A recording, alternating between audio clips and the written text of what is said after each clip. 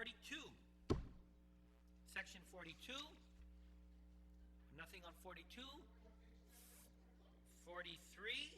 Oh, we're at page 83. 42, section 42. Going once. Okay, no objection to 42. 43. 43. Okay, no objection. 44. 44. Senator Pangilinan, 44. Page 84, 44. Senator? Thank you very much, Mr. Speaker. Mr. Speaker and Mr. Chairman, I'm just a little concerned with 44 that it's such a blanket authority, and the cost structure of the Department of Revenue and Taxation is not the same cost structure as the Internal Revenue Service in Washington. So if we're going to kind of just mirror all of those, without any due regard to what the cost of the fee is, it just doesn't make, that, to me, it's not as prudent to do that. I mean, there's a process for instituting fees. There's a process for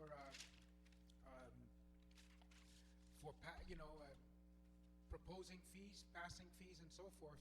And to me, the concern I have is such a blanket authority with no accounting for the different cost structures of enforcement by our local department of the IRS code versus the IRS structure and its whole expansive reach. May result in fees that really make no sense at all to Guam. So, so I would just kind of move to delete that, Mr. Speaker. Okay, there's been a motion on to delete section 4. If no comment, no objection, okay. Section 44 is been deleted. Section 44 is deleted. Section 45. Okay, nothing on section. Senator Wampat, section 45. Mr. Chair, no, I just wanted to make sure that the individuals or the organizations that are listed here are the individuals that were specified in that previous legislation that was passed, and the group that were involved in that roundtable meeting that are listed here, or are these new individuals that you want to add on?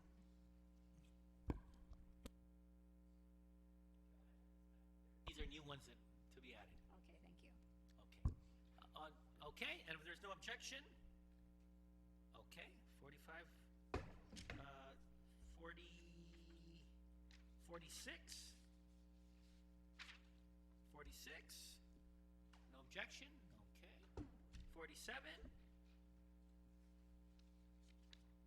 okay, no objection, okay, 47, Senator Respicio. Thank you, Mr. Chairman. This section in 47 to develop and implement the performance-based budgeting, could we just get a general update, because this seems to be a provision that's been in the Budget Act since I think fiscal year 2005 or prior. Yeah, can I call for 1 minute recess?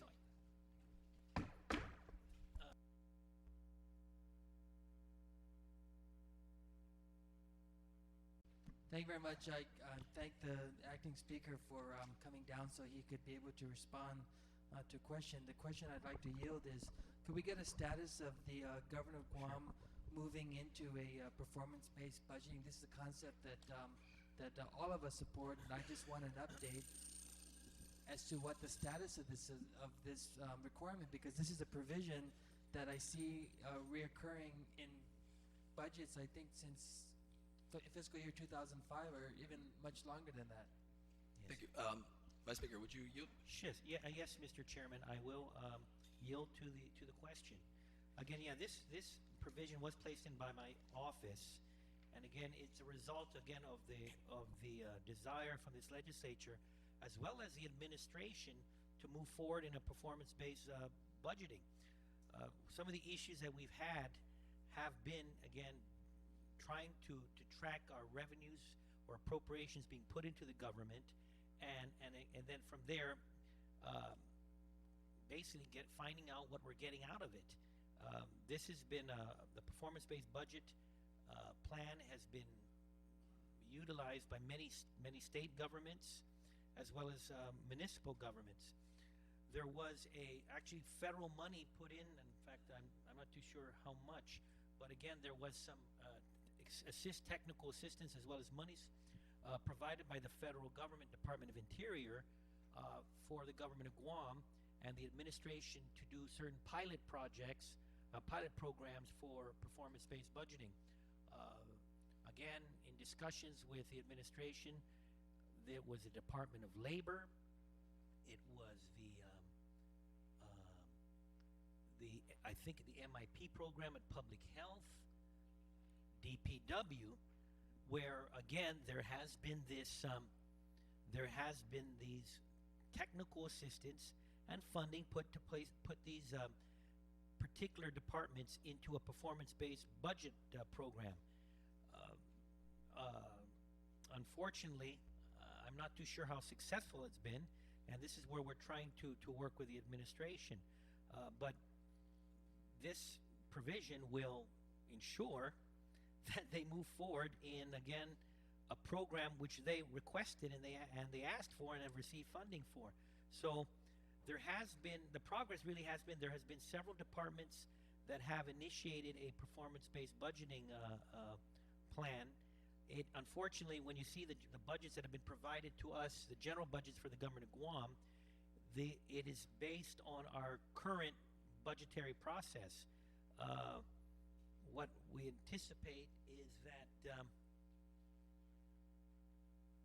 actually, I've just got a note from my OFB director that the federal grants, the grantors, they are required to report this based on the performance-based budgeting. So again, we are working with them.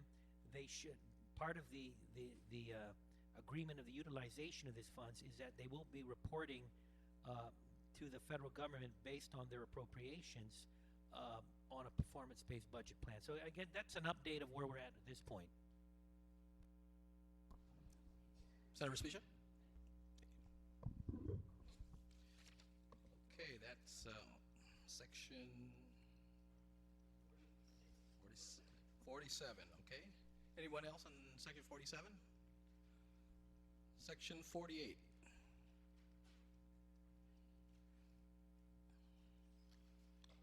Section 49. Section 50. Section 49? Somebody for section 49? Section 50?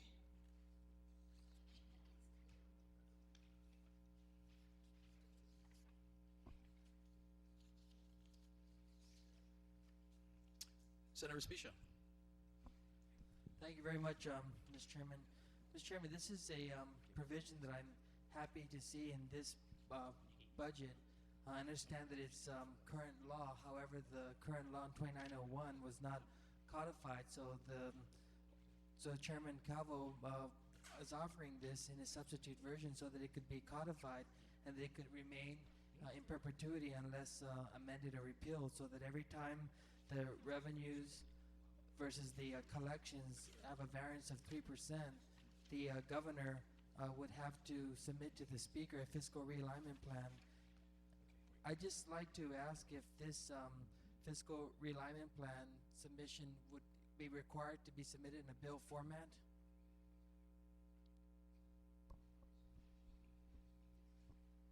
Or just by saying proposed legislation. Because it says, Imagalahin shall submit to the Speaker of the Legislature in Guahan proposed legislation to implement the fiscal realignment plan if legislative action is required. Is it clear that this proposed legislation will be in the form of a bill form, or could a letter from the governor suffice? Maybe the speaker can yield. Vice Speaker, can you yield to that? Again, my apologies to the following speaker. I was in discussions with another senator. My apologies. Senator Speaker, please repeat the question? Yeah. I'm sorry. Yeah. I just commended you for including this provision in the substitute version, so that any time there's a variance of 3% from the revenue projections versus actual collections, the governor has to submit proposed legislation to the Speaker to implement his fiscal realignment plan if legislative action is required. My question is, would this proposed legislation be submitted in a bill format, or will a letter from the governor or the front office or even the BBMR director be sufficient? It should be in a bill form.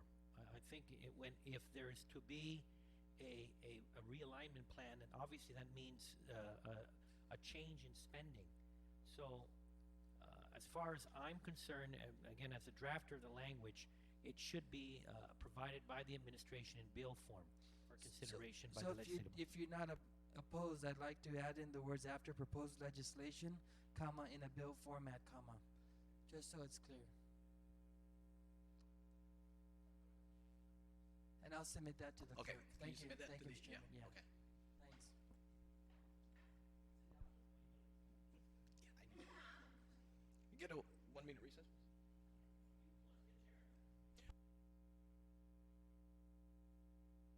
One, 51, 51. Senator Lujan, you have 51. Oh, man. 51. That's it, then we can take no further.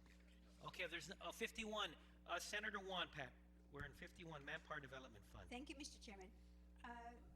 Mr. Chairman, I know that the way the breakdown is for the Manpower Development Fund is that 30% will go to the Department of Labor, and then the 70% will go to the apprenticeship program at GCC. My concern here is that if by chance then that the dollar amounts total that are collected are not sufficient, let's say to meet line 10, where $100,000 will be allocated to do the unemployment situation in Guam report. I mean, what are some of the projections that we're looking at to make sure that we're not going to be short of giving the 70% to support the program, the apprenticeship program at the community college?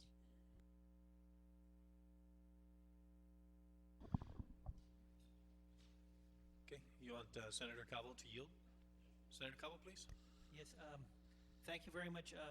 Again, in answering the question of the previous speaker, the Manpower Development Fund, obviously with the increased construction activity that is occurring, and also as a result of some of the changes that were made in regards to the licensing of H2 workers from $250 originally to $1,000. I think, again, I don't have the exact numbers with me, but unless we do. For 08, we're projecting 1.2 million, and even at that, I believe it's a very, very conservative number, just because of the fact of now in fact, if you look at any given day, the advertisements in the newspaper, and then this is based on the law and the requirement of contractors to advertise for positions opening. There's obviously a major increased demand for workers, and just because of the issues that we have in the local workforce, there is going to be an increase in the influx of foreign workers to fund this Manpower Development Fund. So at the $1.2 million projection, it should be adequate for that $100,000 appropriation. As a matter of fact, I do believe at this point it is a bit it's a very conservative number. Anyone else on section 51? If there are none, we're going to take a brief recess to organize the additional miscellaneous provisions, and then we'll come back and discuss them in order. We'll be in recess. And I'll start with the first senator and his amendments that were proffered to me. We'll start with Senator Ray Tenorio. Senator Tenorio. Thank you, Mr. Chairman. Mr. Chairman, I'd like to start with the one that deals with 5 GCA 34119.3, amending that section consistent with the request of the Office of the Attorney General. Child Support Division has requested that their requirements insofar as voluntary acknowledgement of paternity be incorporated in existing statute consistent with the federal guidelines. And right now, the federal guidelines, all it requires is a witnessing of it, but we also have a section 4308 of Title VI, which allows for notarization. This basically is for an individual who acknowledges in his own accord that he is the father of a child to do so, consistent with the federal statute. So I request that our body here and my members assist, colleagues that is, assist in changing this requirement so it's consistent with federal statute. Okay, folks, it says 5 GCA 34119.3, and then it's 34119.3, voluntary acknowledgement of paternity. Okay, on the Tenorio amendment, no comment, no objection. Okay, amendment carries. Senator Tenorio. Thank you. Mr. Chair, I also move the next section, which is in line with that, 34118, again, consistent with the Office of the Attorney General, Child Support Division, requesting that a change in section 34118, section F, be consistent again with not only with the department, but the designation of the Child Support Enforcement Agency, which is in fact the Office of the Attorney General. And in the bottom section, it adds the language, in cases where the custodial parent is receiving or has received assistance under a state program funded under Title IV, Part A of the Social Security Act, the Child Support Enforcement Agency, which is in this case the Office of the Attorney General, shall review and, if appropriate, adjust an order. And this is in all cases where the custodial parent is receiving public assistance, or if not, the Child Support Enforcement Agency review and, if appropriate, adjust an order using the guidelines by applying a cost of living adjustment to the order and the other additive language and automated methods. So this is again consistent with the federal requirements to have an automatic adjustment for individuals who are under welfare or receiving public assistance. 5 GCA 34118 is hereby amended to read, right? Correct. Okay. Yes. Senator Pangilinan. Thank you very much, Mr. Speaker, and Mr. Chair. You know, I don't have a problem with doing these things, Mr. Chair, but I just think that, you know, doing this without any examination, without any, especially because I think there's some things in question. For example, here you have, if I look at this, they're able to review and adjust, if appropriate, adjust an order. I'm a little leery about giving the Child Enforcement Agency, number one, who are they? Number two, that what order are they going to adjust? Is it the child support order? Is it money? Is it conditions of custody? Is it those areas? And in here we're looking at child support. By applying a cost of living adjustment to the order, what cost of living adjustment? How is that determined? Where does it go to?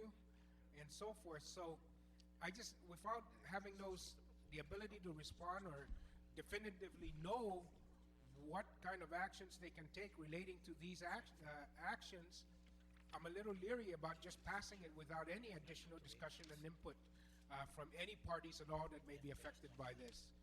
And I understand it's to mirror federal legislation, but you know, we just took out in this body a provision in the bill that said the REFTAC can raise fees and adjust fees and adjudicate fees consistent with the IRS regulations, and everybody agreed when we presented that we really shouldn't, because the cost structures are not the same. We don't know what they are and so forth, and it's better to have public input for adjustment of those fees. So here, you know, I'm just uncomfortable with this, and I object to just putting it in blanket without any additional discussion. And so that's my concern. Okay, thank you, Senator Pangilinan. Mr. Chairman? On the amendment, Yeah. Senator Wampat. Thank you, Mr. Chairman. Mr. Chairman, I know I was rushing to try to read the amendment, and you know, I have a concern too myself, because you know, and I like to say that there's even a colleague of mine who wanted to put forth a lot of the amendments here because of her bill maybe not being heard, and I feel that several things really should happen is that the whole purpose of the public hearing is that we will get a lot of feedback from these individuals. We'll have these individuals come in and say specifically what they are. I will have those that say that maybe it won't work. I just feel that by doing this, we're not getting the benefit of testimonies from the individuals who will be affected or the individuals who are going to do the enforcement. There are a lot of things, yes, that I personally feel that what may work at the federal level, and many times they give us, some flexibility to be able to promulgate our own rules based on, what actually happens here. So not everything that's good at the federal level is necessarily good here. And I think we can kind of pick and choose some of these things. It disturbs me too is that when I was looking at this, and if appropriate, it says here, they shall review and if appropriate, adjust and order using guidelines. We don't know what those guidelines are. We don't know what specifically they can adjust. And then applying a cost of living adjustment to the order. And I've heard many parents basically talk about, because the cost of living is so high here, and then you're going to make the adjustment here, you're basically going to just have a lot of these people almost in the poorhouse. So I really would like to encourage that, and this is for everyone, including myself, of course, is that when we proffer some of these amendments, that if there's an opportunity to do this in a public hearing, I think that would be the best venue for some of these amendments, Mr. Speaker. So,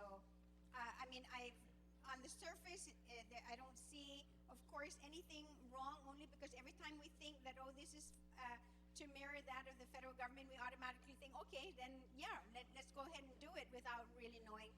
But not because I'm so much against what it actually calls for, but more importantly, that we don't have the opportunity to bring these individuals who are either going to do the enforcement or those who are going to be affected by it. Thank you, Mr. Chairman.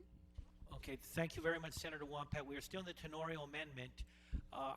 Before we allow for the closing, is there any other senators wishing to comment? If not, Senator Tenorio? Thank you. I appreciate the sentiments of my colleague because I echo the same sentiments on many things that we do in the budget process, but I'm asking you, Mr. Chair, to recognize the lady to your right, who is the head of the Child Support Enforcement Agency, the Office of the Attorney General, Ms. Bobby Cepeda, and maybe you can clarify this because this is not a matter that, this is a time-sensitive issue. So if we could ask Ms. Cepeda, would you allow me to address a question to Ms. Cepeda? The chair would not mind a question by the senator to Ms. Cepeda. Okay, Ms. Cepeda, could you please just tell for the members the reason for this amendment that you're requesting and the nature of the time-sensitive matter here? Yes, thank you. Congress passed the Deficit Reduction Act of 2005, which, pursuant to this particular statute, it says that October 1st, 2007, the Child Support Act is amended to require states to enact laws requiring the use of procedures under which every 3 years, in TANF cases, there would be a mandatory review and adjustment. What we're reviewing is the order, the child support amount. Say you're ordered to pay $200 a month in the year 2000.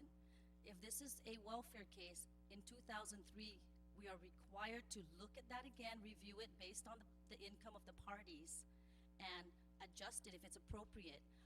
Right now, the adjustment that we use is 10%. If it's a 10% difference, then we would adjust it. If it goes from $200 to $205, it would stay at 200. We wouldn't adjust it. If it goes from 200 to 250, then we would adjust it. Again, based on the guidelines that's mentioned there is the child support guidelines. Okay. What would be the consequence for failure for a legislature, for example, Guam, to not enact this provision? Well, if it's not enacted and it is required of every state, we may lose some funding. Okay. I'm going to allow, because the previous speakers did not have an opportunity to question Ms. Cepeda, I'm going to allow for the first, again, we had Senator Pangilinan and then Senator Wampat. I'm going to allow, but we're still going to keep within 5 minutes per questions. but I'm going to allow for Senator Pangilinan if he has any questions for Ms. Cepeda, and then we'll go back to Senator Wampat. Senator Pangilinan? Thank you very much. So the requirement by the feds is that we have to have a system to review it every 3 years, correct? Yes, and it's to make it mandatory every 3 years. Isn't that what it is? Isn't that what this statute says? Yes. Right there on the top, without the additional language, doesn't it say that once every 3 years review and adjust child support? It's there already. Okay.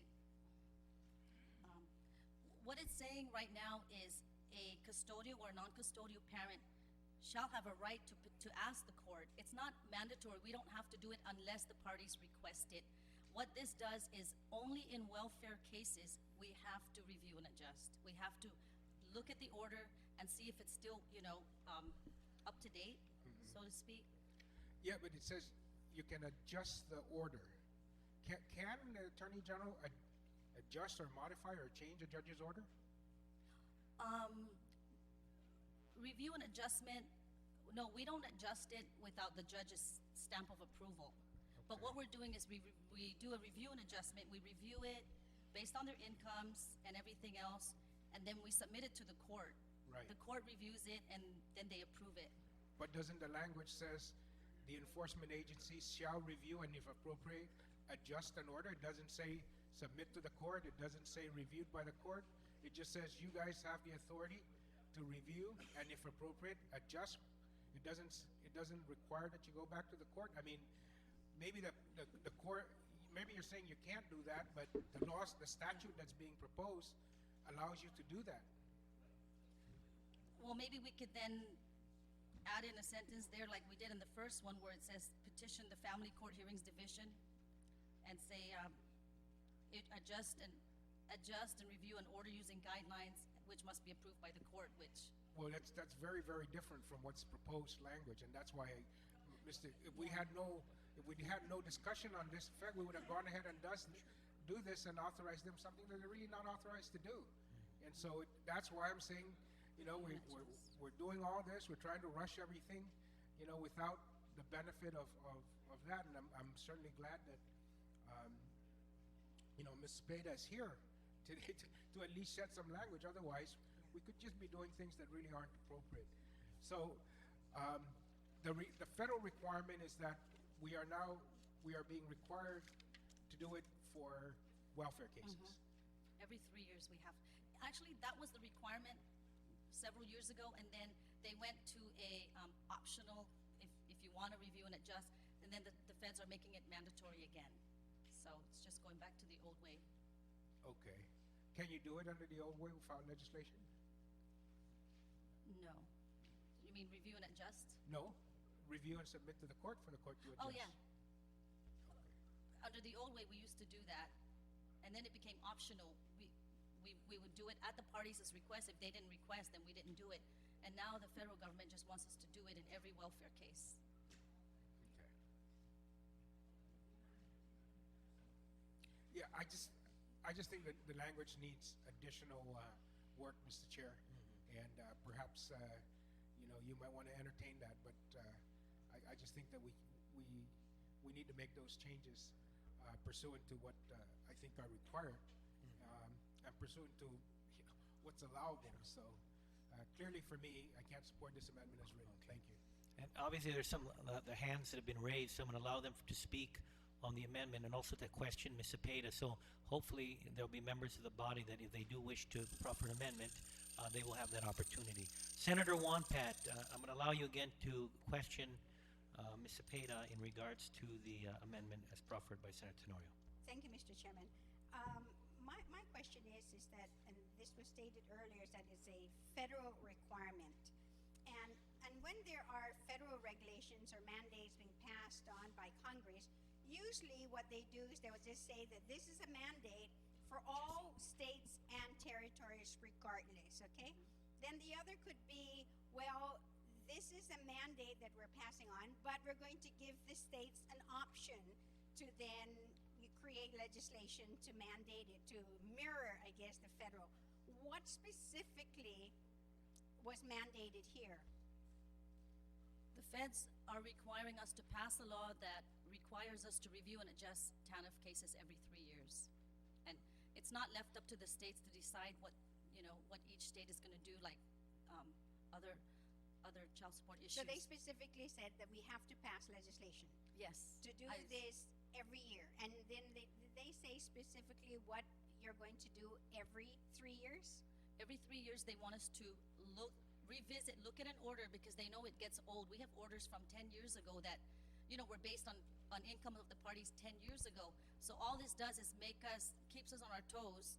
And every 3 years, we have to look at those files and update the orders based on the income of the parties at that time.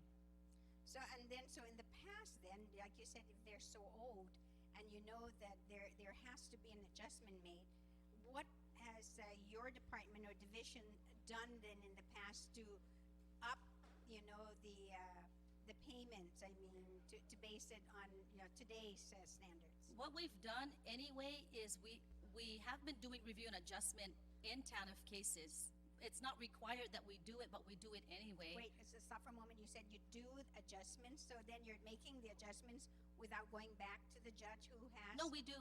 When I say we make adjustments, we have to get the court's blessing on all the orders that we get. They come from court. Okay, so you've been doing that in the past? Yes. So why now are you mandating this where it basically gives you the sole authority to go in and make the adjustment without having to go back to the judge again to make an amendment to his or her order? I don't understand. See, the language here basically authorizes, empowers you, mandates that the Child Support Enforcement Agency shall review. It didn't say that you shall review this but take it to the judge and make the recommendations to the judge, so then the judge then will sign off on the order and make the amendments to his original order. Well, that's what we do. That's what it's, I guess, It's meant to do. supposed to, meant to do. We do. Okay, On every order, we get the judge's signature. Okay, so the amendment then I'm sure that, we'll need to make then is that to mandate, yes, and authorize the Child Support Enforcement Agency to do the review when appropriate and make recommendations then to the judge to do the adjustment. That means you must take it back to the judge. It's not going to stop just with the agency. It actually has to go back to the judge. That's correct. And you have no objection to that amendment then, basically putting that extra step there to go back to the judge? No objection to that. Okay, thank you. Senator Wampat, are you offering up an additional amendment? Did you want it? Take 1 minute recess.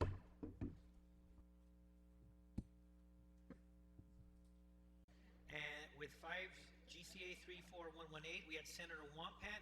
Senator Wampat, I think you had an amendment to the amendment? Yes, Mr. Speaker. Mr. Chairman.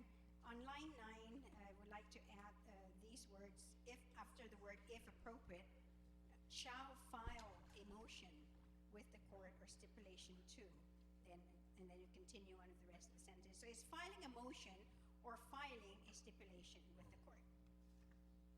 Okay. On the amendment to the amendment, if there's Senator Tenorio on the amendment to your amendment. I just moved that the same language also be inserted on the last line where it says if appropriate, and then to change the language and allow the legal counsel to do the same thing. It's effectively the same thing. Okay. Okay, and if there's no comment, no objection, okay, amendment to the amendment carries. On the amendment as amended, the main motion, if there's no other comments, no questions, no objection, amendment carries. Senator Tenorio, you had another, the volume's gone up dramatically. Thank you. You have another amendment? Yes, Mr. Chairman. Chairman, move that the one that's titled Section 11 of Public Law 2903 is hereby amended to read, and the effect of this language is the sum of $300,000 is already appropriated, and this changes the existing law so that the money comes from the general fund for the payment of legal services provided by the Office of the Attorney General pursuant to Section 41 of Chapter 6, Public Law 2902, and all the other language is struck, and effectively that allows the money to be used for the Office of the Attorney General. Okay. On the Tenorio Amendment, Senator Pangilinan, then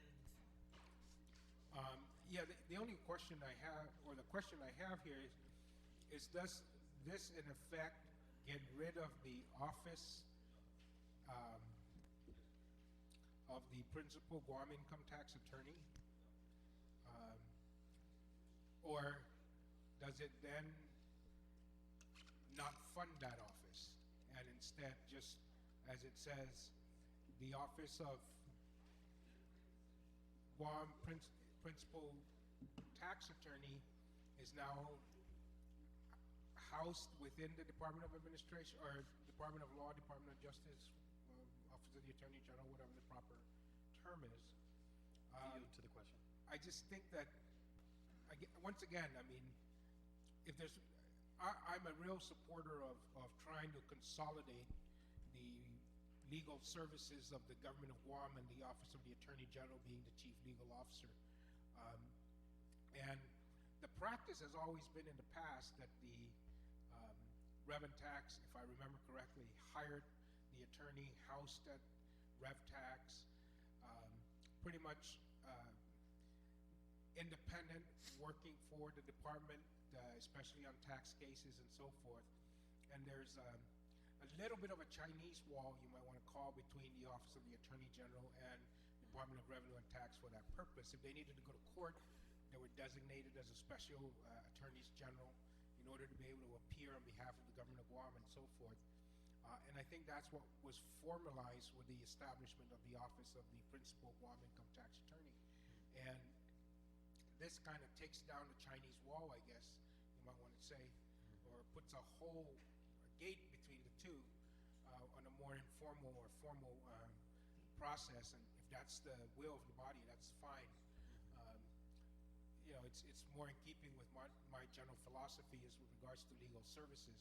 But I can also see the income tax attorney being a little bit more independent. So I just want to make sure that, you know, we established an office, we tried to fund it, we set it up in a certain manner, and before we even try to see if it works, we're changing it because for whatever reason. And so that's my concern. But once again, like I said, I'm a big advocate of trying to consolidate legal services for the government of Guam. But somehow, I wasn't here when the body debated this issue of the establishment of this office and so forth. So I'm just kind of bringing it to the attention of the body, whether that's something you want to reverse, you know, before you even start. So thank you. okay. Thank you very much, Senator Pangilinan. Senator Respicio on the Tenorio Amendment. Thank you, Mr. Chairman. I concur fully with the statements of the previous speaker. When we offered this appropriation in Public Law 2903, it was very clear that $300,000, which is cash because it came from the $21 million that was received by the government of Guam from the federal government. Mr. Chairman, what we wanted to do with this $300,000 is to fully fund a current statute, a recent statute that would establish the principal Guam income tax attorney. And so we moved this amendment. It was adopted. The Reverend Tax Director was very happy and publicly stated that he was able to work out an MOU where he would use the Attorney General's staff, one of the lawyers there, and that they would be funded by this provision. I'm wondering now if this amendment goes through. I know for a fact that that attorney would not be the principal Guam income tax attorney pursuant to this current statute. Rather that attorney will be there to provide all sorts of legal services for the Revenue and Taxation Department. I don't think that was my intent when I offered up this amendment and co-sponsored it with Senator Shimizu. Would the sponsor yield if is there a current MOU between the AG's office and the Director of the Revenue and Taxation? Will the author of the Sure. yield? Absolutely. Senator. The Department of Revenue and Taxation and the Office of the Attorney General, as a matter of fact, the Attorney General is even here to speak to us if needed, have been working in tandem to try to accomplish the goals of this. The gentleman from Malolo actually changed the law in 2902 to create the territorial tax attorney, which he authored the amendment for, and that's consistent with that section of the law. So the memorandum of agreement or understanding, if not already in place, is being negotiated, as I am told, so that the Attorney General basically is fulfilling the need. The problem is the Attorney General needs to, of course, make sure that the monies are there to back it up, because if we don't appropriate directly to the Office of the Attorney General, then we have to appropriate to the agency who then fills that need. In this case, $300,000 was appropriated, and there was also a timeline, which is the reason we struck the section where it says expended. There was No, I'm sorry, that's not there was accurate. no time. Yeah, there's no timeline, but the timeline was lifted in the section 2902 is the dominant language here that deals with the territory tax attorney, which, again, the memorandum of agreement or understanding is either in place or being negotiated as we speak. I'm gonna call for 1 minute recess. Yeah. Speakers, then we have Senator Tenorio. Thank you. I'd like to amend my amendment, Mr. Chairman, consistent with our discussions, and everything I've stated up to this point is accurate, but we want to allow for them to make sure that the interest of the legislature to make sure that the principal Guam income tax attorney pursuant to Title 11 GCA Division 1, Chapter 1, 1106.1 is also met. So I'm moving to strike, or as you were, restore the struck language which begins with and ends with 1106.1. Okay, and basically what you're doing, then you're adding again Restoring. back, and shall be restoring, and shall be expended to fund the office. Correct. Okay. Okay, on the amendment to the amendment offered, Senator Respicio. Thank you very much, Mr. Chairman. Mr. Chairman, I'm not adverse to that amendment to this amendment, but I just want to state for the record that by allowing the payment of legal services, it gives a window for the Attorney General's office to use this attorney for areas other than the general legal services for the Department of Revenue and Taxation. When the director told us while we were in the last budget session how he needs an attorney for his department, and the focus that he liked to see is on the principal Guam income tax attorney, which was a mandate that we have yet to fund until 2903, when there was an opportunity to put $300,000 there and to have it remain there until those funds were expended. Now, I'm not entirely adverse to, and I appreciate the senator from Jigo restoring the language, which would say that the focus would be the principal Guam income tax attorney. I'm just a little cautious that leaving the words legal services in almost is a legal loophole, if you will, for the AG to use this individual for matters other than what our intent was in 2903. So I just want to state that for the record. Okay, thank you very much, Senator Respicio. Again, on the amendment as amended, on the amendment to the amendment, Senator Shimizu. Thank you, Mr. Chairman. In other words, this amendment gives the Director of Revenue and Taxation the option to go either or. In other words, he can purchase services from the Office of the Attorney General, or get their own attorney, in-house attorney. Would that amendment preclude that? Would you care to ask the author? Yes. Okay, would you care to yield, Senator? Yes, sure. Senator Tenorio, excuse me. The existing setup as it's proffered here would limit those services to the Office of the Attorney General. And to expand on my answer, the Office of the Attorney General herself was, of course, in the chamber, in the session hall, and was speaking to us. And the Department of Revenue and Taxation have basically articulated they're concerned about having a attorney other than the Attorney General providing the services because of the very delicate nature of tax information, and has instead opted for the memorandum of understanding or agreement with the Attorney General's office to provide these services, so that the sanctity and the integrity of that information is kept in place, and because the cost for the services from the Attorney General would be substantially less than providing those services from a private attorney, either within Guam or outside of Guam, to be brought in to do it. Okay, does that answer your question, Senator Shimizu? Yeah, so basically, the attorney for the Department of Revenue and Taxation, as it relates to becoming an income tax attorney, will be exclusive to the Attorney General's office. It's an exclusive contract between the two. It does not allow the Director of Revenue and Taxation to be able to hire in-house attorney with this amendment. Yeah, because earlier if I remember correctly, that it was the desire of the body to have a principal income tax attorney. And I'm assuming that that was an in-house attorney. So now we're changing the policy and that there is no in-house attorney, and according to the proctor of this amendment, that's okay with revenue and tax. Okay, well, if it's okay with the director of revenue and tax to do that, then who am I to say otherwise? Thank you very much. Okay, thank you very much, Senator Shimizu, on the amendment to the amendment. Senator Wonpat, Thank you, Mr. Chairman. I have a question for the. you care to yield, Senator? Senator. My question is that tax attorneys are not easy to come by, and I'd like to know whether there are anyone on island practicing privately, or if there's one at the Attorney General's office. Yes, Please, Mr. Chairman, Senator. the answer is yes. There is an attorney in the Office of the Attorney General who is currently able and ready and has already been identified for this purpose. And so, and the question was asked earlier about the memorandum of agreement or understanding. That is, in fact, being negotiated as we speak, and the talents are currently available. And so it's just a matter of finalizing the agreement. Okay, so we know that there's one then at the AGs, but is there a tax attorney available in private practice on island? I know of at least one, Mr. Chairman, if I can yield. Would you care to yield? Yeah. Yes. There is, in fact, at least one that I know of. I don't know how many tax attorneys there are in the bar in Guam. Steve Cohen comes to mind. Okay, thank you, Mr. Thank you for answering my question.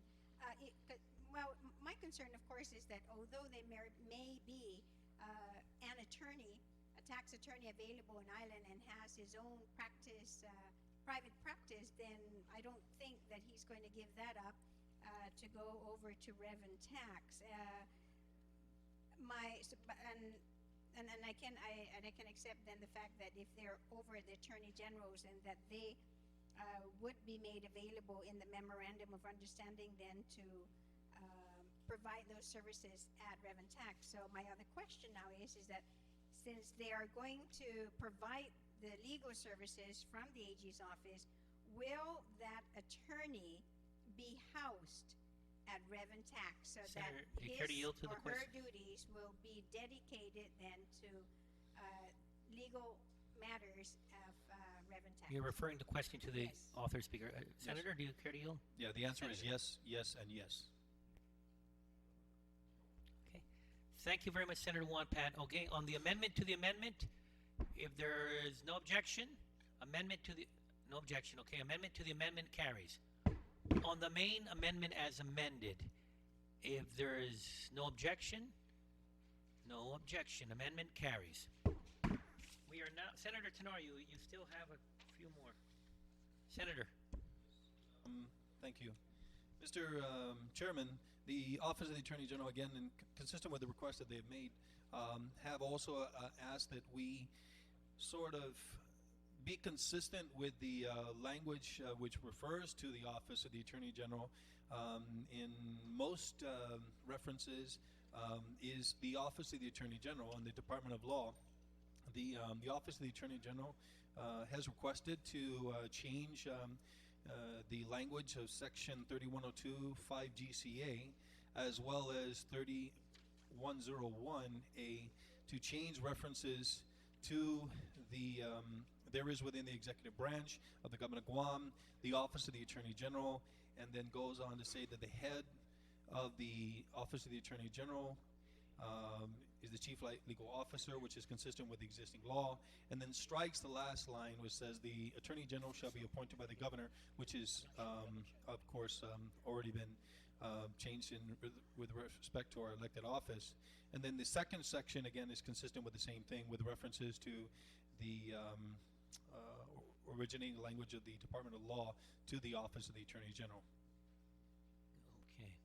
Okay, I don't think there's a, the intent is the same, so I don't think there's a need to divide the amendment. On this amendment, Senator Pangilinan. Thank you very much, Mr. Speaker. Mr. Speaker and Mr. Chairman, um, I have no problem with that. I just wanted to know what the exceptions are in 5 GCA 2205, which says that the provisions of this act shall not apply to the accounting operations of the. I'm sorry, the wrong amendment. Senator, we're in the Oh, you're not presenting all. 3102, 5 GCA 3102. Oh, so you're dividing the amendment. We're basically a name change. It's a name change. Yes, to I office. understand, but the amendment I have is all of those amendments are on one page, so. Oh, you Okay, got why the don't- wrong amendment there.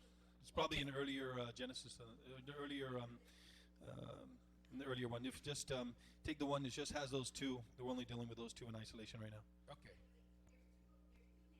I'm sorry, there's one page.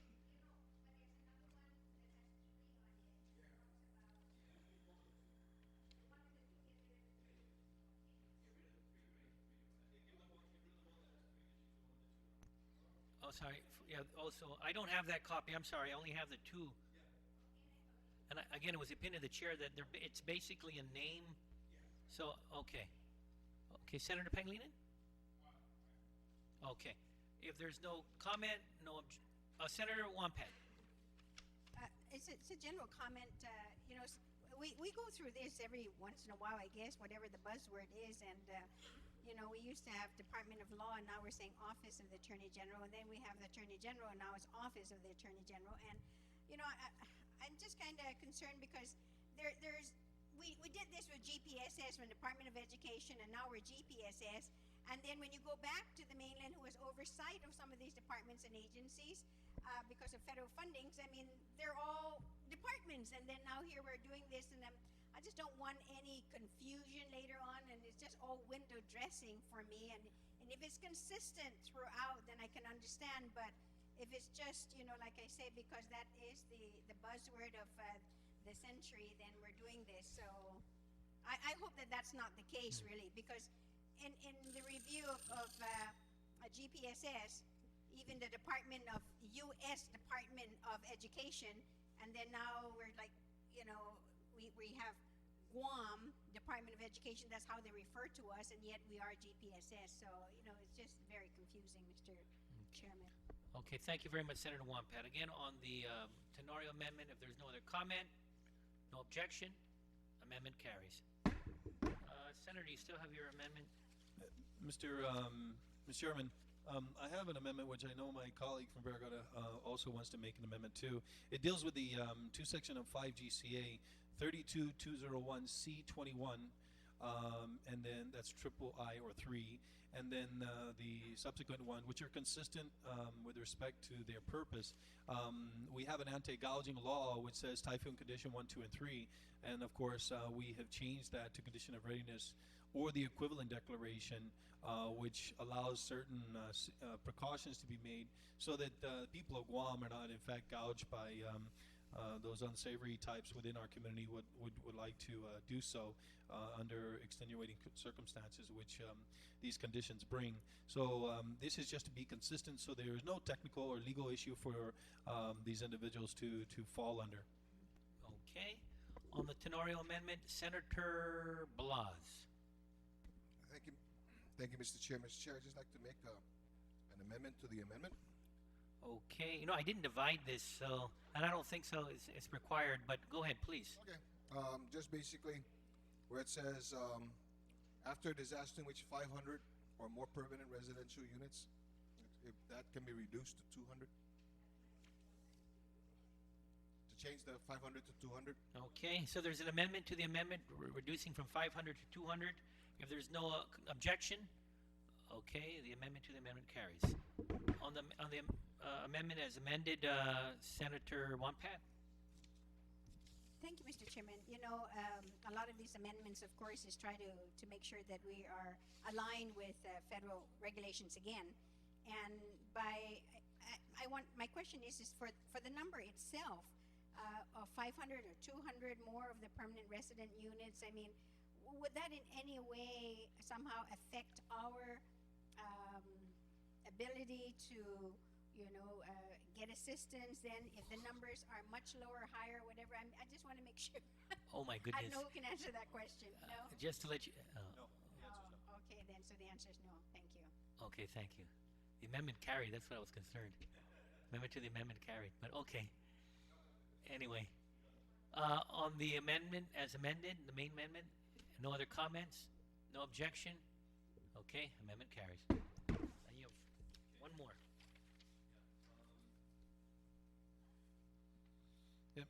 Mr. Chairman, I move that the section deals with 5 GCA 22205, which is amends exceptions with respect to accounting. The Office of the Attorney General is added at the end of this section, and effectively the legislature has seen fit to allow the Office of the Attorney General to be removed from certain exceptions. They already do their existing accounting outside of that of BBMR and the allotments controls, which excuse me, are in place. This is to be consistent with the previous actions of the legislature with allowing the Office of the Attorney General also do accounting, which it already does at this point in time. And so I ask my colleagues again to support this request by the Attorney General to make this technical correction. Okay. Okay, on the Tenorio Amendment, Senator Wampat, and then Thank you, Mr. Chairman. Mr. Chairman, as I look at the list, and I understand, of course, when we are now allowing these individuals or agencies to be independent or autonomous, from the executive branch, and I'm just wondering whether truly we are trying to set something here. I mean, because when you look at it, a lot of these other departments and agencies generate their own revenues, and by doing so, then it makes some sense in a way that they would then operate independent of the executive branch, such as even the legislative and judicial branch. But then some of these other ones that are not necessarily, they're no man's land, and yet we're treating it almost as such, and I'm just wondering the rationale, even not so much only this particular office, but even looking at like the Guam Mass Transit Authority. I mean, that's just a general comment that I have, and I just hope that we're not slowly trying to then take a lot of these things under the purview of the executive branch. okay, thank you very much, Senator Wampat. Senator Pangilinan? Much, Mr. Chair. Mr. Chairman, I guess the question I have is, what are the provisions of this act that's referred to that we are not, what is the act that we are not applying to the accounting operations? I don't know what they are. And, in order to kind of understand the amendment, I would like to know from the author, when he says the provision of this act, what is the act? And then shall not apply to the accounting operations of the Attorney General's office in this case, which is being added. What are those provisions that we are now exempting application to the Office of the Attorney General? Okay, you're referring a question to the author of the amendment? Senator, do you care to yield? Senator Thank you. Tenorio. Thank you for the question. This deals with the accounting operations, and the act is Chapter 22 of Title 5 GCA. And as you see, there are, for example, the Guam Legislature is also excluded. Judiciary is excluded. They do their own accounting. AB 1 pattern, I believe, with respect to the mass transit, because of the federal accounting, the federal monies that they manage, they probably are one in response to the earlier comment. The Office of the Attorney General already manages its own accounting operations, independent from the Bureau of Budget Management Research, and that is the request of the Attorney General, is to go ahead and allow through this exception for the Office of the Attorney General to do the same thing, is to maintain their own accounting operations. Again, Mr. Chair, that really doesn't answer my question, because does this basically exempt them from Department of Administration?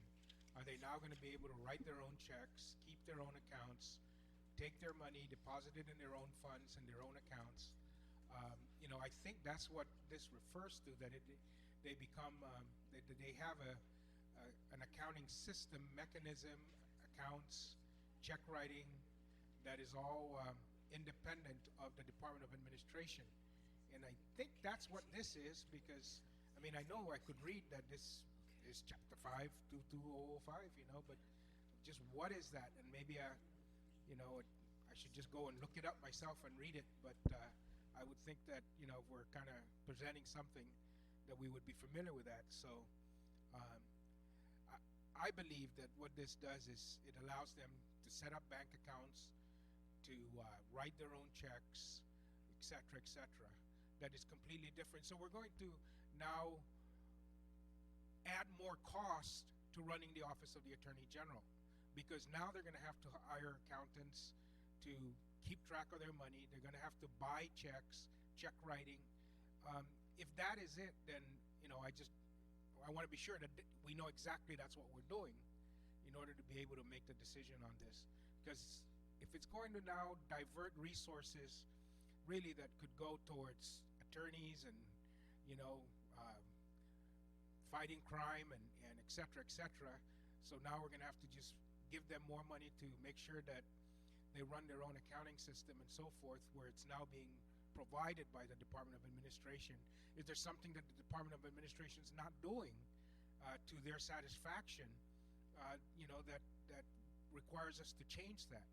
There's the consolidated, you know, accounting system of the government of Guam and so forth. So if that's what we're trying to do here, then I just want to know, you know, I want to be sure and confident that that's what we're doing, and that we will not now end up having to give them more money in order to be able to ensure that they have a staff to account for the funds, write the checks, reconcile bank accounts, et cetera. Thank you very much, Senator Pangilinan. Let me get Senator Blas. Senator Blas, recognized. Thank you, Mr. Chair. Mr. Chair, I have to express the same sentiments and concerns as the previous speaker, in that in recognition of what the amendment intends to do here. More so, I'm a little bit concerned about the autonomy that we'll be permitting to provide to this office, and whether or not this autonomy in providing it is going to be fiscally prudent for our government, as well as whether or not this is something that is actually a necessity to do today. And so, if with regards to that, I'd like to know if the author of the amendment can yield to. Would the Senator care to yield? Senator Tenorio. Would you restate your question? I just stepped back in my step. I just basically expressed the concern, and maybe you can try. And I guess my concern is, will this create an autonomy for this agency outside of the executive branch? No, it doesn't. They're still within the executive branch. As is explained to me, currently the setup is such that BBMR loads the accounts for the vast majority of the executive branch, and other branches are exempted here. This would allow for the Attorney General's office to work with the Department of Administration directly for loading the accounts based on a drawdown schedule, which is in existence based on every budgetary allotment. So this doesn't create a separate regime any different than the people who are exempted in the current list, except it allows the Attorney General to do the same thing. Mr. Tolentino, the first assistant to the Attorney General, is en route per my conversation with him on the phone, if any other members would like to answer that question. But in fact, it basically allows the same sort of setup which exists for the Guam Legislature and all the other entities that are named here in the exceptions for the Office of the Attorney General. Senator Blas? Well, and I appreciate and I thank the author for providing that explanation. I still have a little bit of a issue here, and again, as expressed by the sentiments of the previous speaker,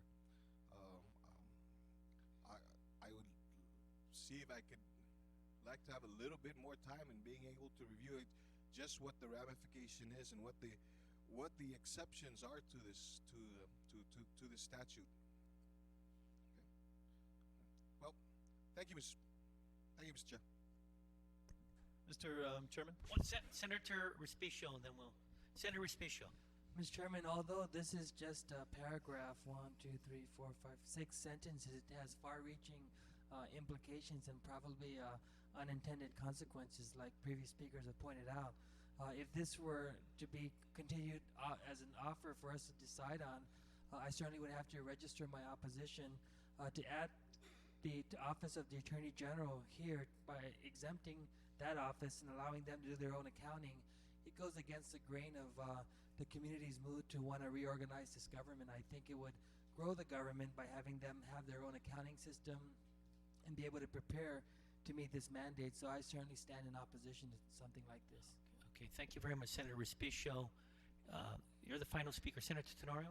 Yeah, I appreciate the sentiments of my colleagues, and I'm not averse or clearly operating outside of the same desires to make sure that we have the consistencies in our operations, and then, of course, some due prudence. And in view of that, I'll go ahead and withdraw the amendment, which is my last amendment on this section. Thank you, Mr. Okay, if Chairman. there's no objection, okay, amendment. Okay, thank you very much, Senator Tenorio. The next one is Senator Lujan. Senator Lujan.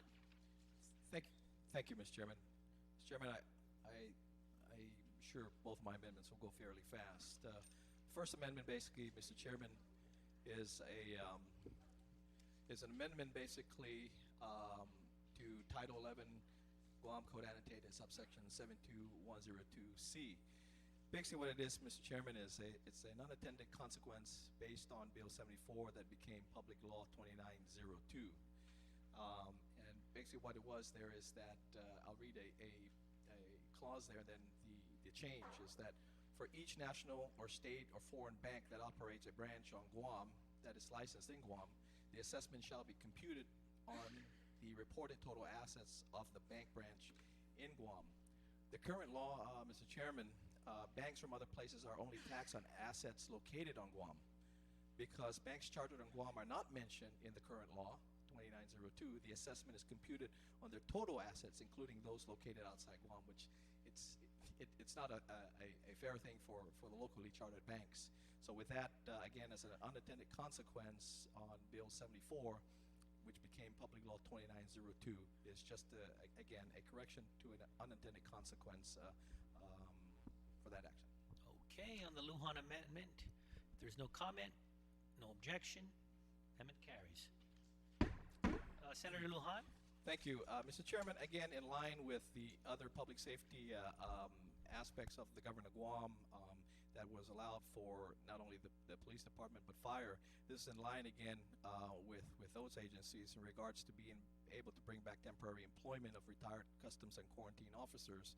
We've known, as they sat before us in hearings in regards to their challenges for deployments and again, vacancies when they do transfers. So this again will allow them to bring back temporarily customs and quarantine officers, Officer 3 and below, only at step 1.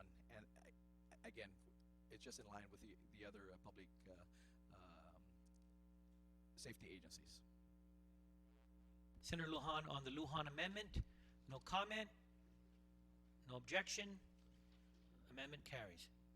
Thank you, Senator Lujan. Thank you, Mr. Thank you, Mr. Thank you very much, Senator Lujan. Senator Palacios, your amendments are, you have 1, 2, 3 amendments. I have 3 in front of me. Ooh. Anyway, why don't we go ahead and, Senator Palacios? Thank you, Mr. Chairman. Actually, Mr. Chairman, my first amendment is the one without number. And that is the one without the number. And that is... I'm going to take 1 minute recess just because I can't find it. 1 minute recess.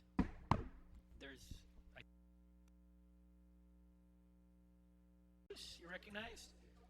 Thank you, Mr. Chairman. Mr. Chairman, this is the first amendment is it proposes to adjust the late charges for arrears in child support from 12% to 6% per annum. At the request, of course, of the Office of the Attorney General, the 12% was established in 1990, replacing the 6%.